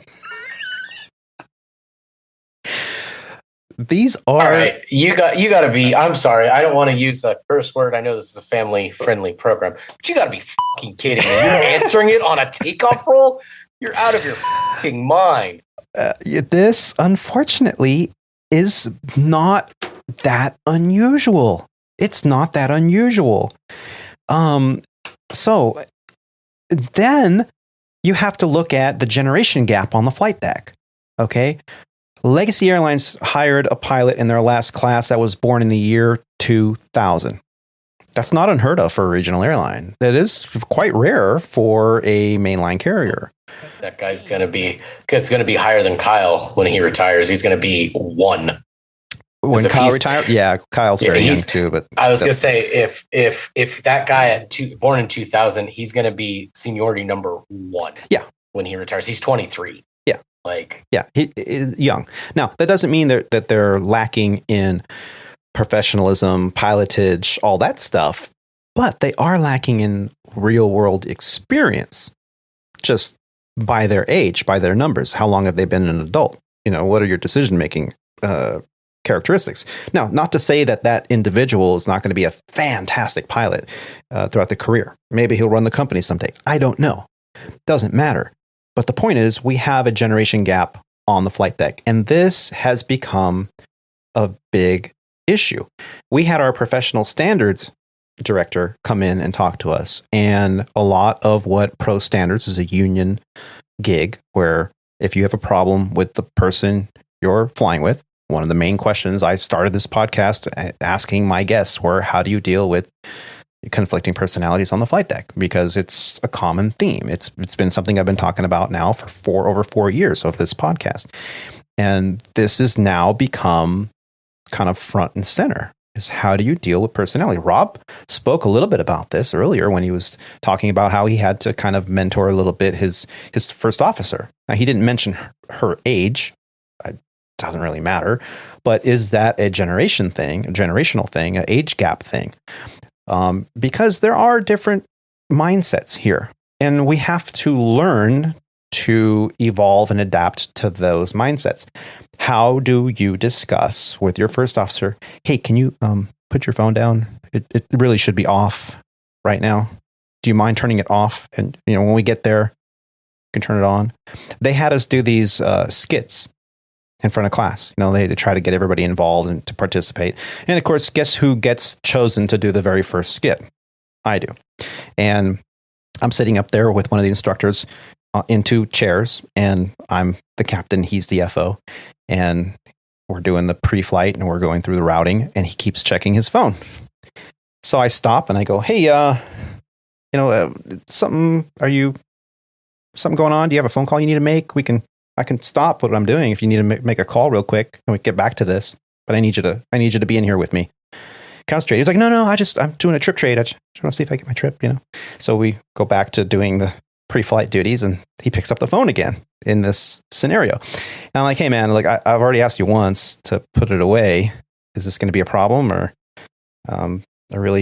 we really need to be on the same page here and follow SOP. Can you put your phone away, please? And he goes, yeah, sure, no problem. And not 2 seconds later, he's picking up his phone, looking at his phone again. And I'm like, look, in front of the whole classroom, and there everybody's giggling and laughing. Let's see what Tony does.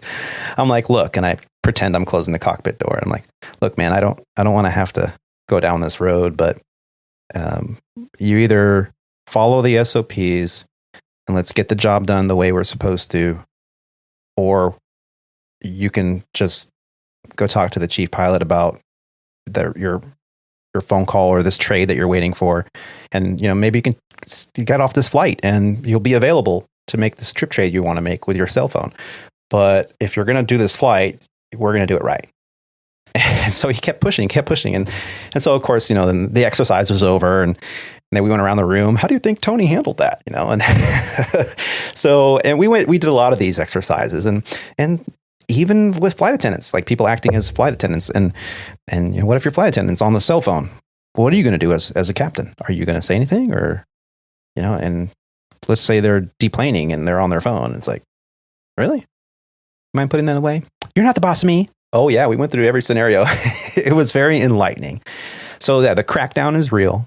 What you're doing, and I think this is pretty standard, and I think you gentlemen would agree with me, is you're putting yourself at risk. Because let's say you do the same job flight day in, day out, you do it 1,000 times and nothing happens. And you start to have this normalization of noncompliance, aka being on a phone or PED or something like that. And it's not company related, it's not directly approved. So you do this, you get away with it, you pay for the Wi-Fi, you're online, you're tweeting while you're flying, whatever. Okay? No one's going to say anything until that one thing happens that was completely out of your control. That one thing, that landing where the spar got damaged, or something. You got in a big accident in the parking lot, and because you're in uniform, it's on the news. They made CNN. Okay. Oh, the pilot runs into a school bus full of children on their way to a Make-A-Wish flight. I mean, the minute you put your uniform on, you are under the microscope. And when they go back and they go, well, according to this, the pilot was very upset because we have all their phone records. They were tweeting during the flight and how, the negative thing. So to protect yourself, and I don't want to sound preachy because I'm guilty of it too. We're all guilty of it. Work from the hearing backwards. And that's all I'm going to say about that. Terry, what do you think? Yeah, so I was flying with a friend of mine, actually the one and only time so far I've been able to fly with somebody I knew prior to going to Transglobal. And we had a new hire come on to do his observation flight. And, generational gap, this, I don't want to call him a kid, but he was 24 years old. He was projected to retire as number 7 at the company. Wow. He wasn't the junior guy in his class either. So yeah, that's how junior we're getting and how young we're getting in our new hire classes. But yeah, he the captain, my buddy, ended up at the end of the flight. It's just one leg. It wasn't a super long. Actually, he did a turn with us. We did a Houston-Austin turn, and at the end of the turn, my buddy turns to him and is basically like, "Hey, look, man, you're in the jump seat. We're in the sterile environment below 10. Be very, very careful about using your phone. There are some guys who, they won't say anything. There are other guys, usually older guys, more senior guys who will destroy you. And, your first year, you're on probation, right? So that could lead you to not be employed here anymore. So just be very, very careful. So my buddy did a really good job of trying to mentor this young lad. But it's a problem. There's definitely a generational gap. You're born in 2000, you're born with a cell. I had my first cell phone in 96, 95, something like that. So, they don't know a life without cell phones, right? Right. They don't know a life without being connected to everyone all the time. Whereas, guys like us, we kind of grew up in that age where these new technological developments were coming out. So we're kind of in a unique spot where we can kind of see both sides, right? Yeah.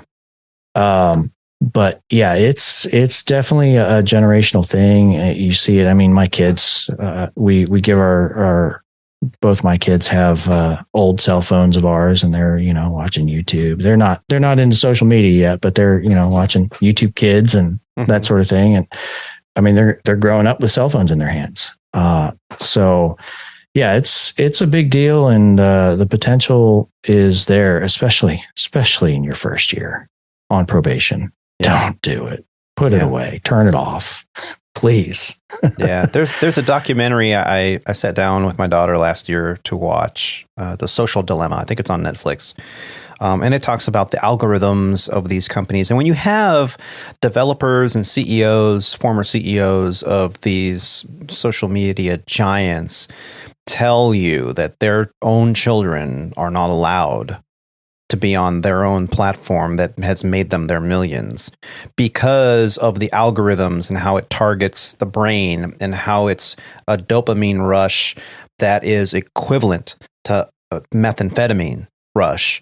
And so it's a drug, it's an addiction.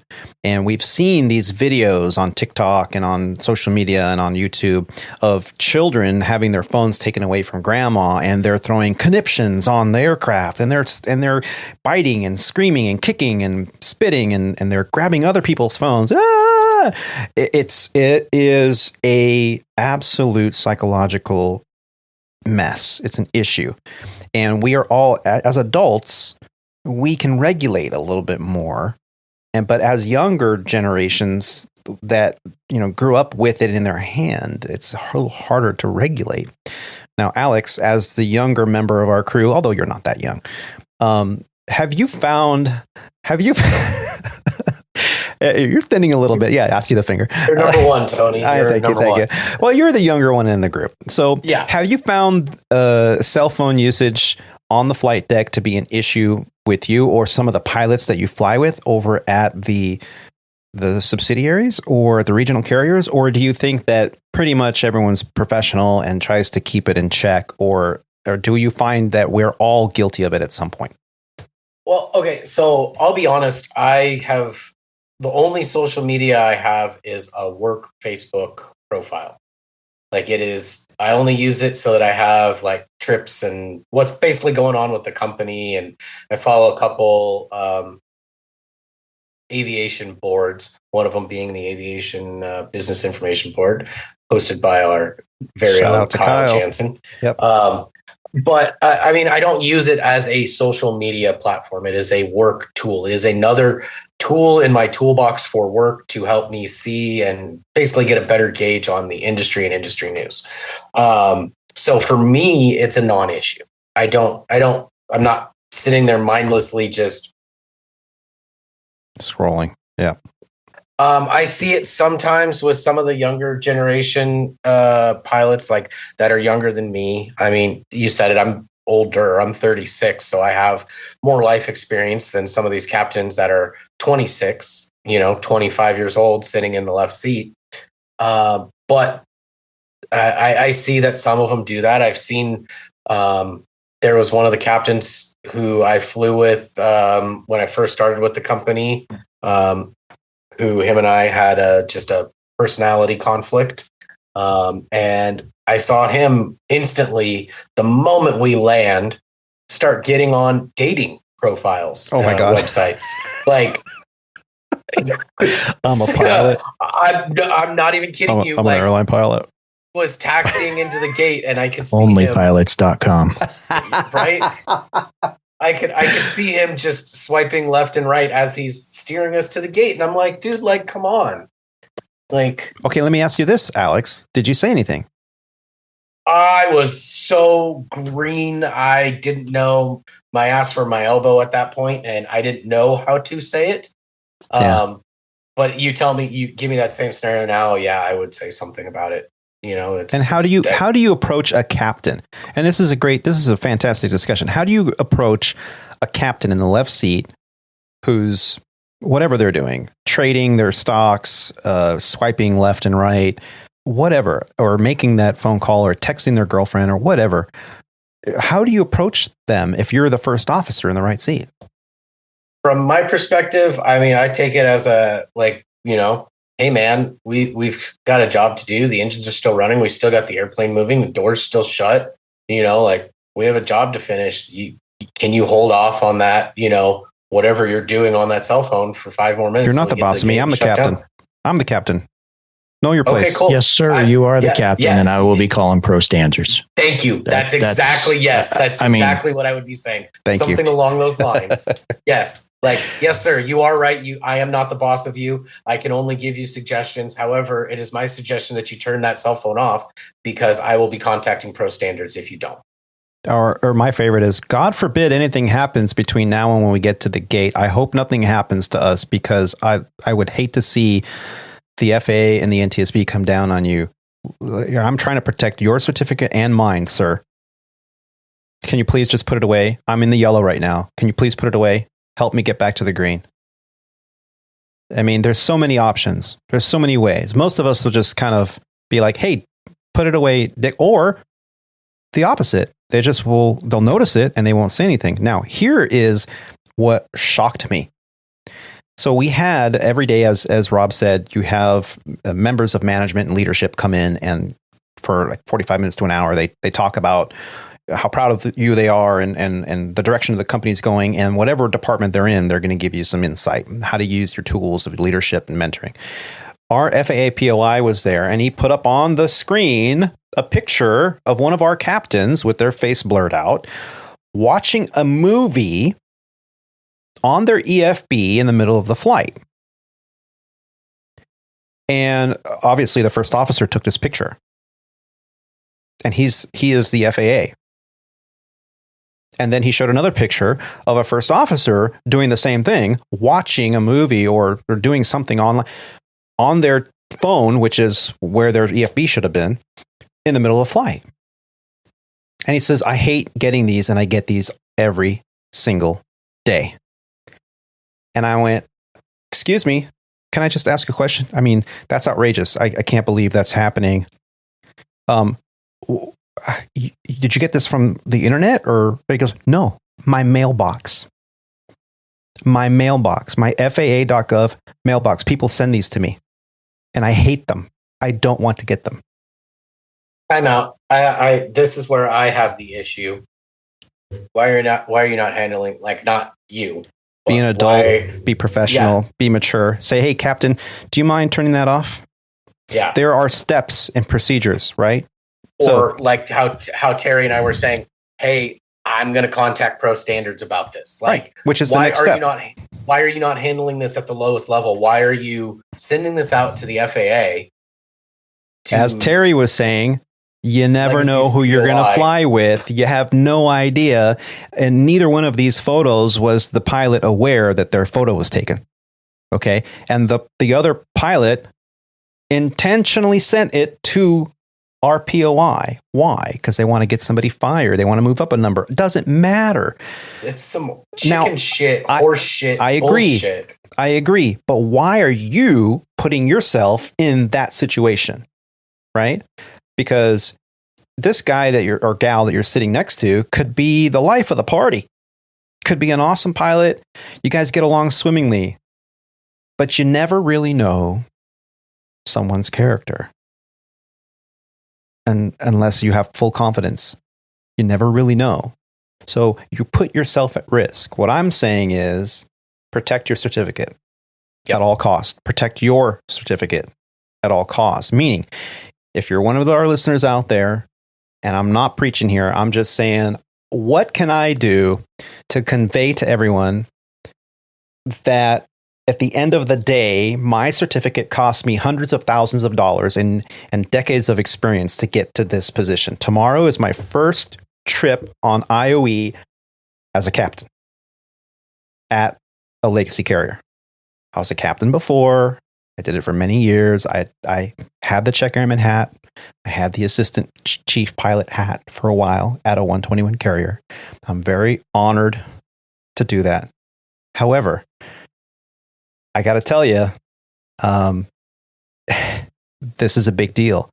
And these are the kind of things I'm going to have to deal with. I never thought about this before. Yep. Nope. Yep. I hate to, but I got to go. I hear you, Alex. Well, thank you so much for joining us. We're pretty much wrapping it up here anyway. I'm sure the ladies and gentlemen out there, the listeners, are probably sick and tired of hearing us talk about cell phones. But this is what the FAA is cracking down on. And I just want to give you all the heads up so that we all can have the right tools in our toolbox. So, Alex, thank you for joining us. I know you got to go. And again, good luck. Yep. Tony, congratulations. Good luck on IOE. Terry, congratulations. Are you done with IOE? I am. Congratulations. Thanks. And I fly through DC, but I don't stay overnight 2 days from now. So if you're in the local airport, I'll shoot you a text. I might be. Okay. I'll let you know. We're early in the morning. So sounds good. See you guys. Peace out. See ya. Well, Terry, final few thoughts. We talked about retirements, and it's no secret that in the U.S., over half the pilots are going to retire in the next 10 to 15 years. So never has it been a better time to join the ranks of the 121 operation of this profession. All day today, we've been talking about professionalism and leadership and mentoring and what that means for the industry. Anybody can learn how to fly an airplane. Well, pretty much anyone can learn how to fly an airplane. And that's great. But flying the airplane is the easy part. What you do out there on the line, with all the challenges that we have ahead of us, that's the hard part. And some of us are a little bit more natural at leading and mentoring and communicating. And others, we need to learn. I know I've had to learn a lot. I've made every mistake I can think of, and then some. But I've always had that mindset to where, hey, I just messed up. I just screwed up. Hey, everyone, this is what I did. Have you guys heard about this? I mean, because I've always trying to get it out there. Now, I'm kind of curious over at TransGlobal what the projections are, if you know them. But what I learned is over at Legacy, in the next 8 years, that's 8 years, by the year 2031, 50% of all the pilots at Legacy Airlines will have to retire. Now, this could change, barring an age 68 minus a day rule, which I've heard mixed things. Nobody knows yet. The Senate has to come back from recess and they have to look at this bill and see. There's a couple twists and turns in there that would create a major problem in the industry. So I don't think this bill will pass in its current form, the way it is written. The air traffic control, FAA reauthorization bill, whatever it's called. There are some twists and turns that are just not possible logistically. So they're going to have to work on that if it's going to pass. However, if a similar bill passes in the next year or two to age 68 minus a day, which is what the current bill is trying to imply and trying to implement, then that could change that number. But as of right now, as it stands, the age 65 rule is a mandatory retirement age for all airline pilots, Part 121, which means 50% of all the pilots at Legacy will retire, have to. So, question is, how long for an upgrade? Right now, the fastest upgrade at Legacy is 18 months. Let me say that again. 18 months. The youngest pilot was born in the year 2000, 23 years old. Unheard of numbers. We haven't seen these numbers since the 1990s in the airline industry. Now, over at TransGlobal, do you know any of those stats? Very similar situation. I know while I was going through training on the 7576, we had a new hire start class, 23 years old. Not only were they 23 years old and the most junior in their class, but also this individual had only gotten their ATP. It was, I want to say, less than 3 months prior to starting class at TransGlobal. So, wow. Yeah, incredible. I just pulled up a seniority report just to take a look. 8 years. So we're looking at August of 2031. Almost 4,700 pilots retiring. So that's about 35, maybe about 40, 30, maybe about a third of the pilot group right now. Actually, right, a little more than a quarter. So maybe about 30%. 30%. Okay. Yeah, we're at 16,000 ish, wow, a little over 16,000. Yeah. Yeah. And just, I haven't even been at the company for a year. I was hired in October of last year, and I have 2,000 pilots below me. Wow. Yeah, we're just hiring at an absolutely insane pace, So, the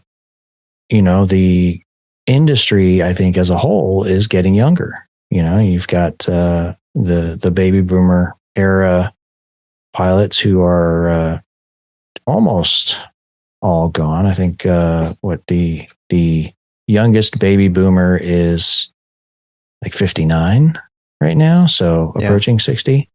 So they're retiring very soon. Even if it's delayed, 3 years minus a day, those retirements are still going to happen. Right. Right. Just a little bit of a delay. And let's be honest, some of the reports from all of the airlines, I think our CEO came out and said that something on the order of half of the pilots at our company over the age of 63 are on LTD, long-term disability. Oh, really? Something like that. Yeah. That's a lot. That's a lot. I don't know. I could be way off with those numbers, but so don't quote me on that. But there's a significant number of pilots, especially over the age of 60, who are on long-term disability. And, you know, some of that is gaming the system with saving up their sick banks and, you know, blowing their sick banks at the end of the career while you're making the most and, you know, not, how should I say, enjoying your life outside of flying. Right. And other people are legitimate illnesses. I know a guy who's in his final few years who's, you know, got some medical issues going on and he is legitimately on long-term disability. Yeah. But, you know, when you've got a significant number of your pilots doing that, your highest earning pilots, you know, we're looking at extending the age, you know, another 3 years. There will be takers, but I don't think it's going to be, you know, if that legislation is passed, and I'm not going to take a position on it one way or the other. I have my thoughts, but, you know, if that legislation is passed, there will be takers, but I think a significant number of people will still either continue to retire at age 65 or sooner. Yeah. I think what's holding it up, from what I understand, is there's a clause in there saying that anyone that has retired in the last year or so, they need to get their job back. And then the question is, well, how do you do that? You've been retired. We're not going to put you at the top of the list and say, here you go. Right. You start from the bottom again, or how do you integrate your seniority number into the mix? Number one. Number two is, okay, so you're going to change it to age 65. And the IATA is going to say, well, you can't fly here. So what do you do if most of your 65-year-olds or 60 to 65-year-olds are flying wide body captains and they can't fly international? Well, what do you do with them now? Do you put them on domestic only? In which case, are they going back to a narrow body? And then how do you pay them? Do you pay them wide body pay scales, or do you force them back into a narrow body pay scale? They go, well, you can stay, but you got to take a pay cut and you got to do domestic and you got to do 4 legs a day. So the age 65 to age 68, it's not like you're doing the takeoff and you sit there and go to your bunk and sleep for 4 hours. have your FO, their number one FO, like take over. So there's too many questions right now to speculate on if it's going to pass or not. I personally don't think so, but we'll see what happens with this bill. Yeah. Now, the age 60, the retirements, all that stuff, like you said, it's just going to kick the can down the road a couple of years. It's not going to be a big deal. But the point here is when you're choosing who to go to, and so you're at a job fair and you're like interviewing with, you know, all these main lines, and you have CJOs from 3 of them. Okay, let's just say perfect scenario. You got CJO from the 3 main line guys, the big ones, right? Like American, United, and Delta. And you have to make a choice. What's happening is people are making a choice not based on the company's projected longevity and quality of life, but they're more so making the choice on where they fly in and out of, where their bases are. And I've heard some stats that over at Legacy Airlines, some people have made the jump from Legacy Airlines to one of the others, like American, Delta, United, in order to live at home in base, so they don't have to commute, because that quality of life is more important than maybe the $1 more an hour, or maybe the bigger airplane is more junior or whatever. But what is often overlooked is time to upgrade. So when you make a choice in going to a mainline carrier and you have multiple CJOs, a conditional job offer, maybe you want to look at what's the time to upgrade. And granted, what the time to upgrade is today can change tomorrow at every single airline operator. However, that's something to consider, because do you want to be in the right seat? Now, some people are lifers. They're going to sit in the right seat for life because their quality of life is good. They're in base. They got their vacation. They're making enough money. They've put enough away in their nest egg. Maybe their spouse is working also, so they don't need to chase that dollar. And in those cases, the stress level is a little lower because you don't have to deal with all of this stuff, telling your first officer to put their phone away, or their flight attendant to put down their tablet and stop watching a movie in the middle of the flight. And because passengers, everyone's got a movie studio in their pocket now, and they're going to take a picture and they're going to send it to the FAA. So if you don't want to deal with all that stress, then maybe staying as an FO is not a big deal, and time to upgrade is not a factor. Or maybe your goal is to go to Dublin and go to the Guinness factory and have a nice warm Guinness straight from the source on a layover. Cold. Oh, it was cold. I heard and that. I poured it myself. And you poured it. Did you do the clover? I did the tour where you get to learn how to pour Guinness yourself. Yeah, I thought it was supposed to be like the real Guinness was supposed to be like room temp kind of. Is that fallacy? I don't know. It came out of the tap nice and cold. Nice and cold. Okay, well, yeah, I'm jealous because that's on my bucket list. And maybe next time you go to Dublin, let me know, and I'll sit in your jump seat. There you go. There we go. We'll go to yeah, I can tell you here at TransGlobal, our upgrades are 12 months in a day, basically. Once you're off probation, you are eligible to upgrade. Wow. Yeah. So the minimum requirements per the company, I believe, was no, it's 500. I don't know. I honestly don't remember. 1,500 hours in a turbine. I honestly don't remember because I'm not looking to upgrade, but basically we have folks in my class. So we're running a vacancy bid every month. Oh, wow. And every month, we have vacant positions anywhere from 60 to 100 vacant narrow body captain positions. Wow. So there are guys in my class who are like, the vacancy bids usually open up about the 5th or 6th day of the month, and they or maybe the week after. I don't remember exactly, but they open up early in the month. My class started early in the month, so guys will be off probation the beginning of October. Mm-hmm. And there are some guys who plan on bidding narrow body captain as soon as they can. Yeah. Good for them. If that's what they want to do and that's how they want to, they want their career to go, great. Yeah. More power to them. Me personally, I'm looking for the quality of life angle. I was talking on this last trip I was on over to Dublin. I was talking to the other first officer, and he's more in the mindset of trying to make as much money as he can. Mm-hmm. He lives in base, so not too hard to work a lot. I'm more of the mindset where I would like to maximize my time off. I have small kids. I want to be home. I want to be where the family is more than I want to be at work. Right. So, everybody's got different goals. Going back to what you said about, getting hired at any of, some people have their choice of where they want to go work. We've had guys in my class, and 2 guys who left for the carrier that operates out of Atlanta. And, 10 years ago, that's where I wanted to go because I live there. Yeah.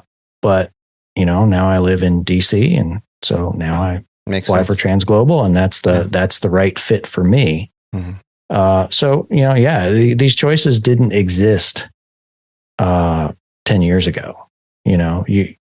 Which legacy are you going to work for? Well, the first one that hires you, right? It's kind of going back to our regional days back in 2006, 2007. Which regional you want to go work for? Well, the first one that hires you. Yeah. So it's just an incredible environment right now, and like you said, this is not something that we've seen, not in our flying careers ever. Yeah. It hasn't existed since the 90s at the earliest, I think. Which is why all these retirements are happening now. Because in the 90s, they were hiring pilots in their mid-20s. And, had to be between like 24 and 35 years old to get hired at an airline with previous experience, military experience. So there was a hiring And here blitz. we are 30 years later. 30 years later, here we are. Exactly. So, and we're going to see this again in 30 more years. Yeah. Maybe 40 more years, depending on, age requirements. So, right. It's very cyclical. We've been saying this for decades. But it's also, we have to be cognizant of the fact that, what is it? Every individual is going to have a different goal in mind when it comes to a flying career. This is a profession. We have to protect it. We have to keep the professionalism in the profession. And that's why I wanted to talk about this stuff today. It was just because there's so many opportunities, and we here at Squawk Ident want to give all our listeners the tools they need to make up their own mind and how they're going to operate, how the decisions that they're going to make in their career are going to most be beneficial to them and their families. Before we wrap up the show, I wanted to talk just briefly about stress out there on the flight line. We're all stressed out right now. Ever since this post-pandemic world and this uptick in aviation, and we're short-staffed, and just the numbers are absolutely abysmal with how much we're flying, the schedules we're doing, the schedule optimization, the lack of staffing, the delays, the mechanicals, the passengers behaving badly, all topics we've shared here on the show. And all of this is added stress to our profession. Now, we saw this before. This is nothing new. From JetBlue flight attendants that say, F this, I'm out, pop a beer, pop a slide, and quit in a salacious, dramatic fashion, to stress that causes people to lose their crap in the middle of a flight. Captains to get intentionally locked out of a cockpit because they're making remarks and comments that are extremely questionable to their sanity. And a lot of times, this psychosis is something that is happening due to stress that could be easily managed, but we are too proud, and in some cases, too afraid to communicate that with a professional because we feel we're going to lose our license. How many times have we said that the Employee Assistance Program, EAP, or our union's mental health programs are there? HIMSS programs are there for people with addiction. We've had shows where we've had successful HIMSS participants talk. We've had a director of HIMSS program for Sandpiper on the show. All these programs are there, set in place because of one simple fact. We are human. And the stress out there today, I think, is higher because now we're not just dealing with flying and dealing with family and dealing with bosses and schedules. Now we're dealing with all this other little stuff, from mask wearing, post-pandemic, lack of staffing, and people bottle it up. They bottle it up because we're supposed to compartmentalize as pilots, right? We're supposed to be superhuman professionals. And all of a sudden, you're going to reach a tipping point. Well, there has been this meme that's been floating around lately, especially after this United pilot incident that we're going to briefly talk about here. A film from 1993, an American crime drama called Falling Down, film directed by Joel Schumacher. It was also starring Michael Douglas. And it's just this suburban guy who just loses his shit and goes on this rampage. And it's a perfect example of what's happening in real life, in the real world, with some of these airline pilots that we're seeing out here losing their crap. Well, recently, unfortunately, this happened, and I'm not here to highlight it. I just want to emphasize again that getting help when you need it before this kind of thing happens is what's important. And I know that NBC News had a video of this happening, and then we're going to share a little bit of that with you. So what we're seeing in this video is security footage at a parking gate in Denver International Airport. And the gate is stuck. It's broken. And the truck in front of the gate, there's nowhere to go. You can't get out. And one of the people that were waiting for this gate happened to be this captain for United. There's no secret there. Kenneth Henderson Jones was accused of criminal mischief stemming from an incident, according to an incident report. He has a full-on axe, like not a hand axe. This is like I'm chopping wood axe, and he's banging on this thing, and he completely destroys this gate. And an airport employee comes over, a parking lot employee, and he confronts this pilot, and he tries to take the axe away from him, and he refuses to relinquish this axe. He's like, you're not taking my axe away from me. He's completely lost it. You can see the expression on his face. He is just not all there. He's not rational at this point. In walks a second employee, and they have a conversation. They're able to get the axe away from this man. He then runs behind a building, staying in a field until police officers come, and he voluntarily turns around, his hands behind his back, and he gets arrested there. He came in contact with multiple vehicles that were waiting behind the gate, and he lost it. He's sick and tired of these incidents happening at the parking structure at Denver.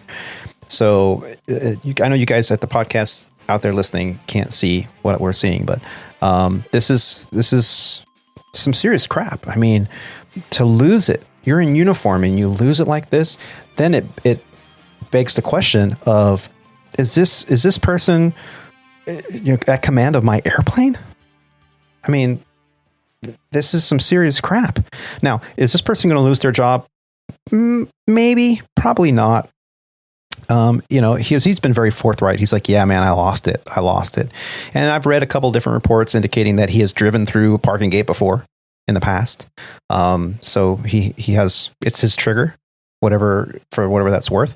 But this person will probably go through some serious anger management counseling, and, he'll lose his medical after this incident, and he'll probably get put on unpaid administrative leave. And then hopefully he'll get the help he needs to manage this, and hopefully he'll get his job back, because we don't want to see a pilot. We can all sympathize with the situation. The guy, he's sick and tired of all this, but these stressors that happen in life, they build and they build and they build. And if you don't talk about it, if you don't get the help, you're going to end up on the news wielding an axe. Now, I've also seen the very funny memes of the axe throwing facilities, and going, now at United, you get your own axe with your new hire training course. And no disrespect to United. I mean, he could have been a pilot for anyone, and he could have been an American or Delta or Southwest or JetBlue pilot or Frontier or Spirit pilot, more likely. But, it just, we are on camera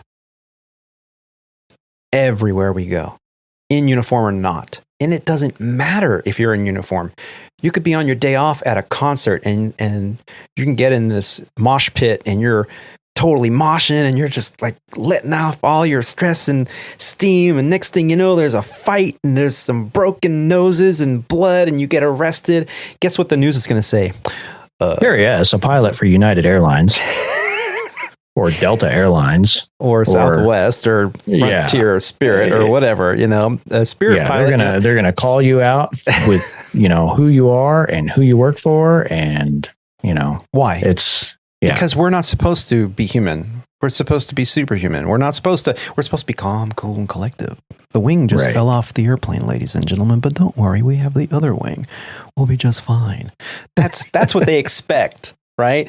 But the truth is, we are human, and we're good at managing stress for the most part. We're good at managing it. We're good at having, prioritizing our home life, prioritizing our quality of life. That's why quality of life, I think, is more important than dollars and cents. Oh, yeah. Yeah, by far.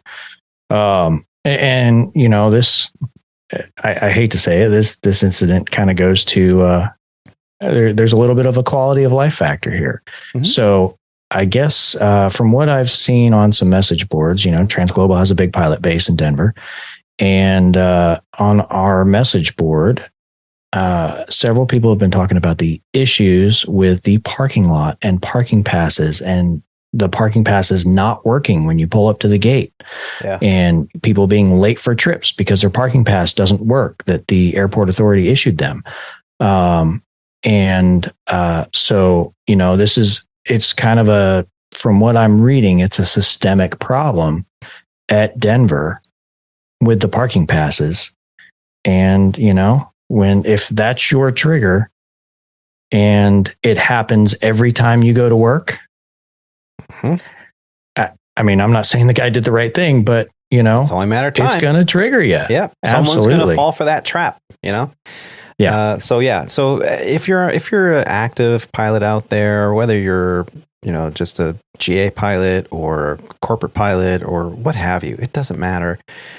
We all have to make sure that we are aware of if we are fit to fly that day.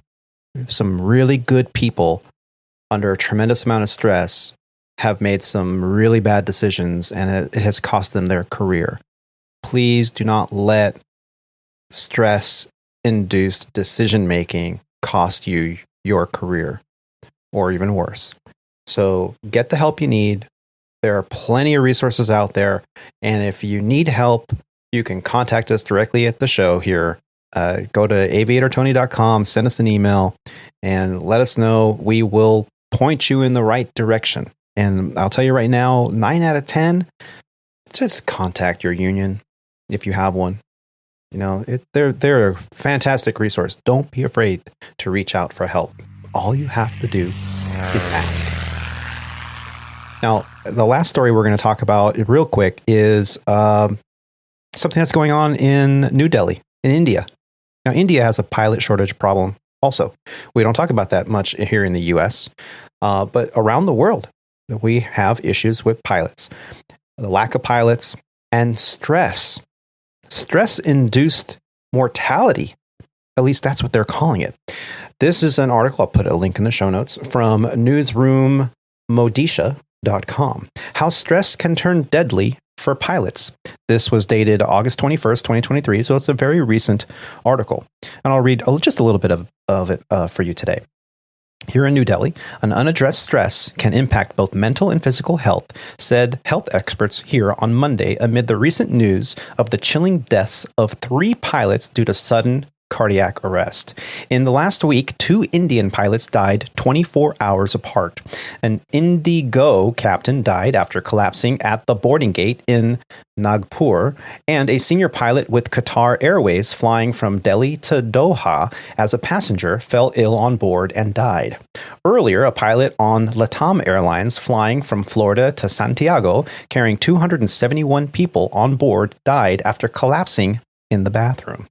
The passing of these pilots serves as a poignant call to action. Let us heed this call by prioritizing our health, not merely for our sake, but for the promise of a future unburdened by preventable heart ailments. These incidents demand urgent attention to reform our habits and attitudes towards health. It is imperative that we embrace holistic well-being, integrated physical activity, balanced nutrition, and stress management into our daily lives, said Dr. Vikas Chopra, senior consultant, interventional cardiologist, and Primus Super Specialty at Primus Super Specialty Hospital. And he told IANS. So the article is interesting. I'm really glad I found this morning. So I'm going to put a link in the show notes for those interested. I could sit here and read the whole thing, but it is a very interesting article. And it just goes to show you that we have to take care of ourselves and each other. Be kind, communicate, be there for each other, mentor each other, be professional when speaking with each other.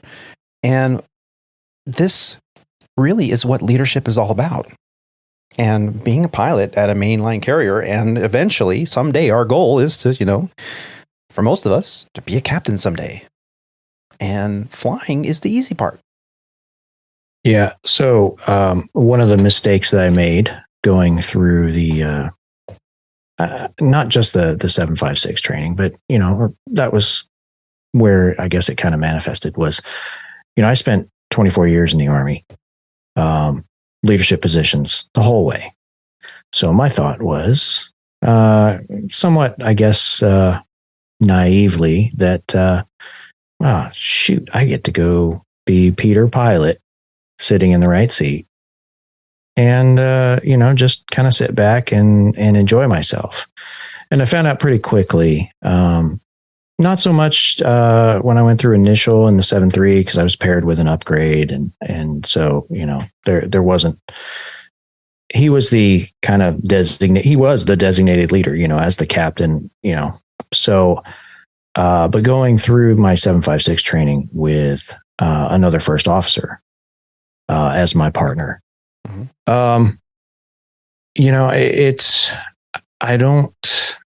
I did not exhibit leadership probably in the way that I should have, which kind of led to the few issues that we did end up having. Kind of in the debrief and we call them in the Army AARs, after action report. Basically in the debrief, we talked about that, like, hey, you're a leader too. You've as a first officer, you've got to be the leader. And, I was like, I was kind of sitting back, sitting on my hands a little bit, just because, I don't know, I guess I kind of got into that habit. But no, you as Tony, you mentioned earlier, we're all captains in training, right? You have to be that leader. You have to take on that leadership role. If the captain's not exercising effective leadership, then, you have to kind of assume that role tactfully, to make sure that the flight is going to have a safe outcome. So, leadership is definitely a part of it. Yeah. A part of being in this career, and you got to practice it. Yeah. And we talk about the power of the PIC has diminished, and, the people don't respect the uniform anymore. And that's really not true. That's a reaction to frustration. The truth is, we still have the power. We've already won the argument. Whether you're an FO or you're a captain, you've already won the argument. You're the authority. You just have to exercise it. And the minute you lose your cool, the minute you let all the stress and outside factors and frustrations and triggers overwhelm you, that's when you lose the argument, because you've already won it. You've paid your dues. You've made it here. You've done all your training and your certification. And we talk about numbers of a small percentage of the people of this planet have the technical ability, have the ability to retain the information in order to become an airline pilot, or to be a corporate pilot, or even a GA pilot. The pilot profession, pilot skills are not a given. And so when we act professional, when we look at it from a perspective of, am I mentoring? Am I helping others? Then you can start to grasp the severity of what this job entails in terms of leadership.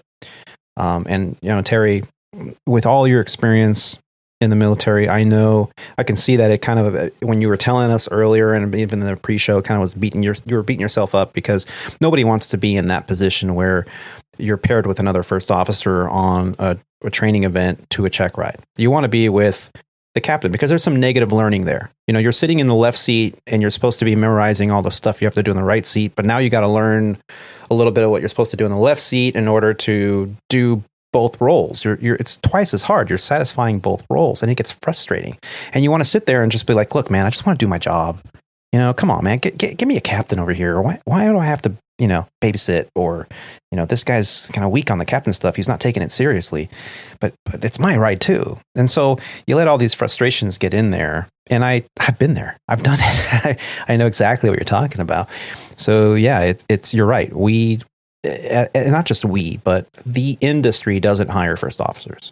The industry hires captains. And if you adopt that mindset, and knowing that you've already won the argument, you just now have to back it up with your knowledge and your character and your professionalism and your maturity. And if you do all that, man, it's not a hard job, is it? No, it's the best job in the world. Absolutely. Yeah, we get to stare out of the window at 500 miles an hour, 6 miles over the surface of the earth. That's right. What more do you want? Yep. Well, I just want to say thank you so much for Captain Rob, for Alex, and for Terry to join me today on this flight. We really do hope that you enjoy listening to our podcast. We hope that you pay it forward and you share this podcast with your friends and family or anyone you think that might be interested.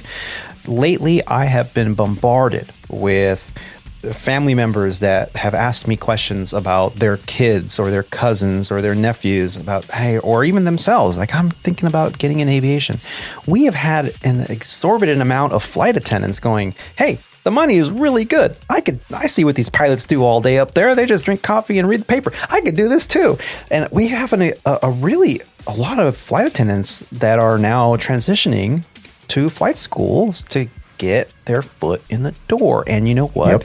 The company loves it. And I'll tell you why. From a management perspective, you have somebody that has loyalty to your brand.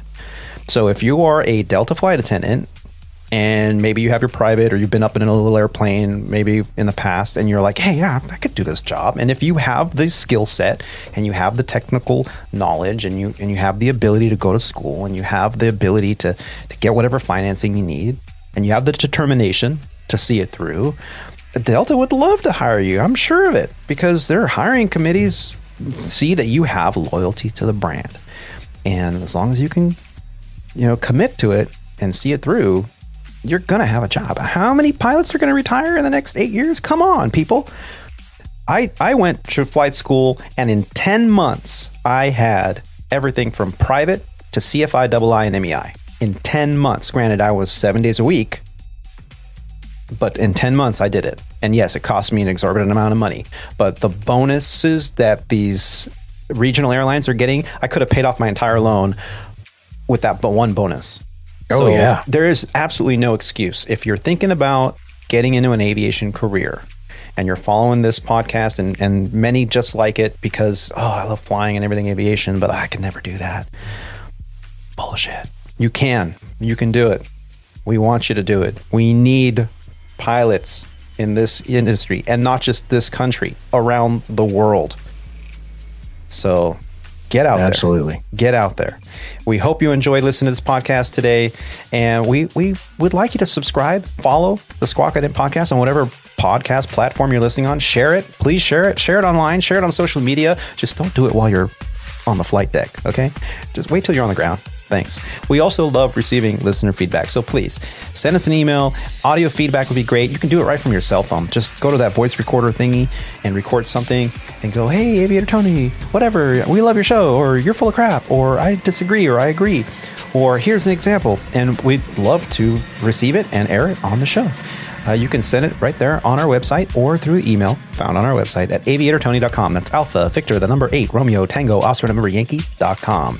We are on the social media, Facebook, YouTube, and Instagram. Users can find us under Squawk Ident Podcast. And one final thank you to all of you for taking the time to listen to these grateful aviators. Keep the dirty side down out there, be safe, and take care of each other. Bye, y'all. See ya. See ya. Meow. Meow. You're on guard. On guard. You're on guard. The guard dogs are out. Okay. You can stop. Stand by.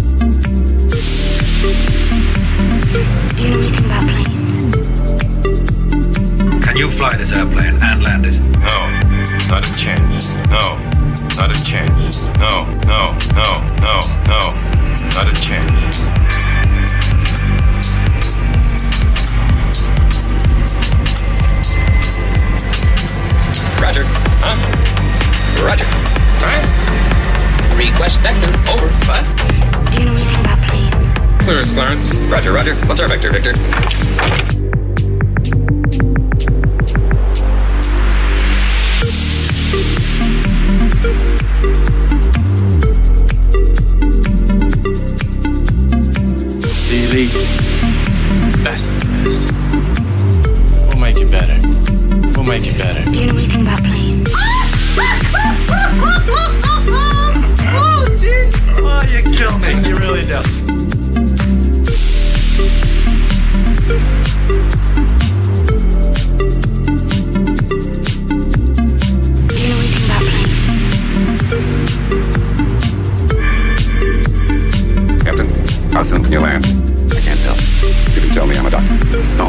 sure.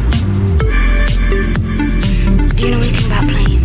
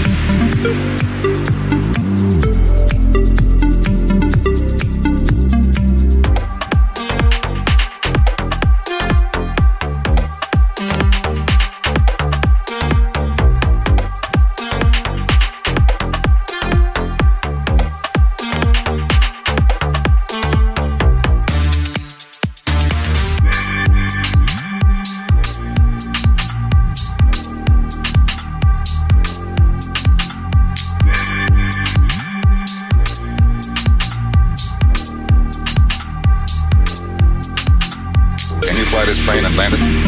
It's an entirely different kind of flying.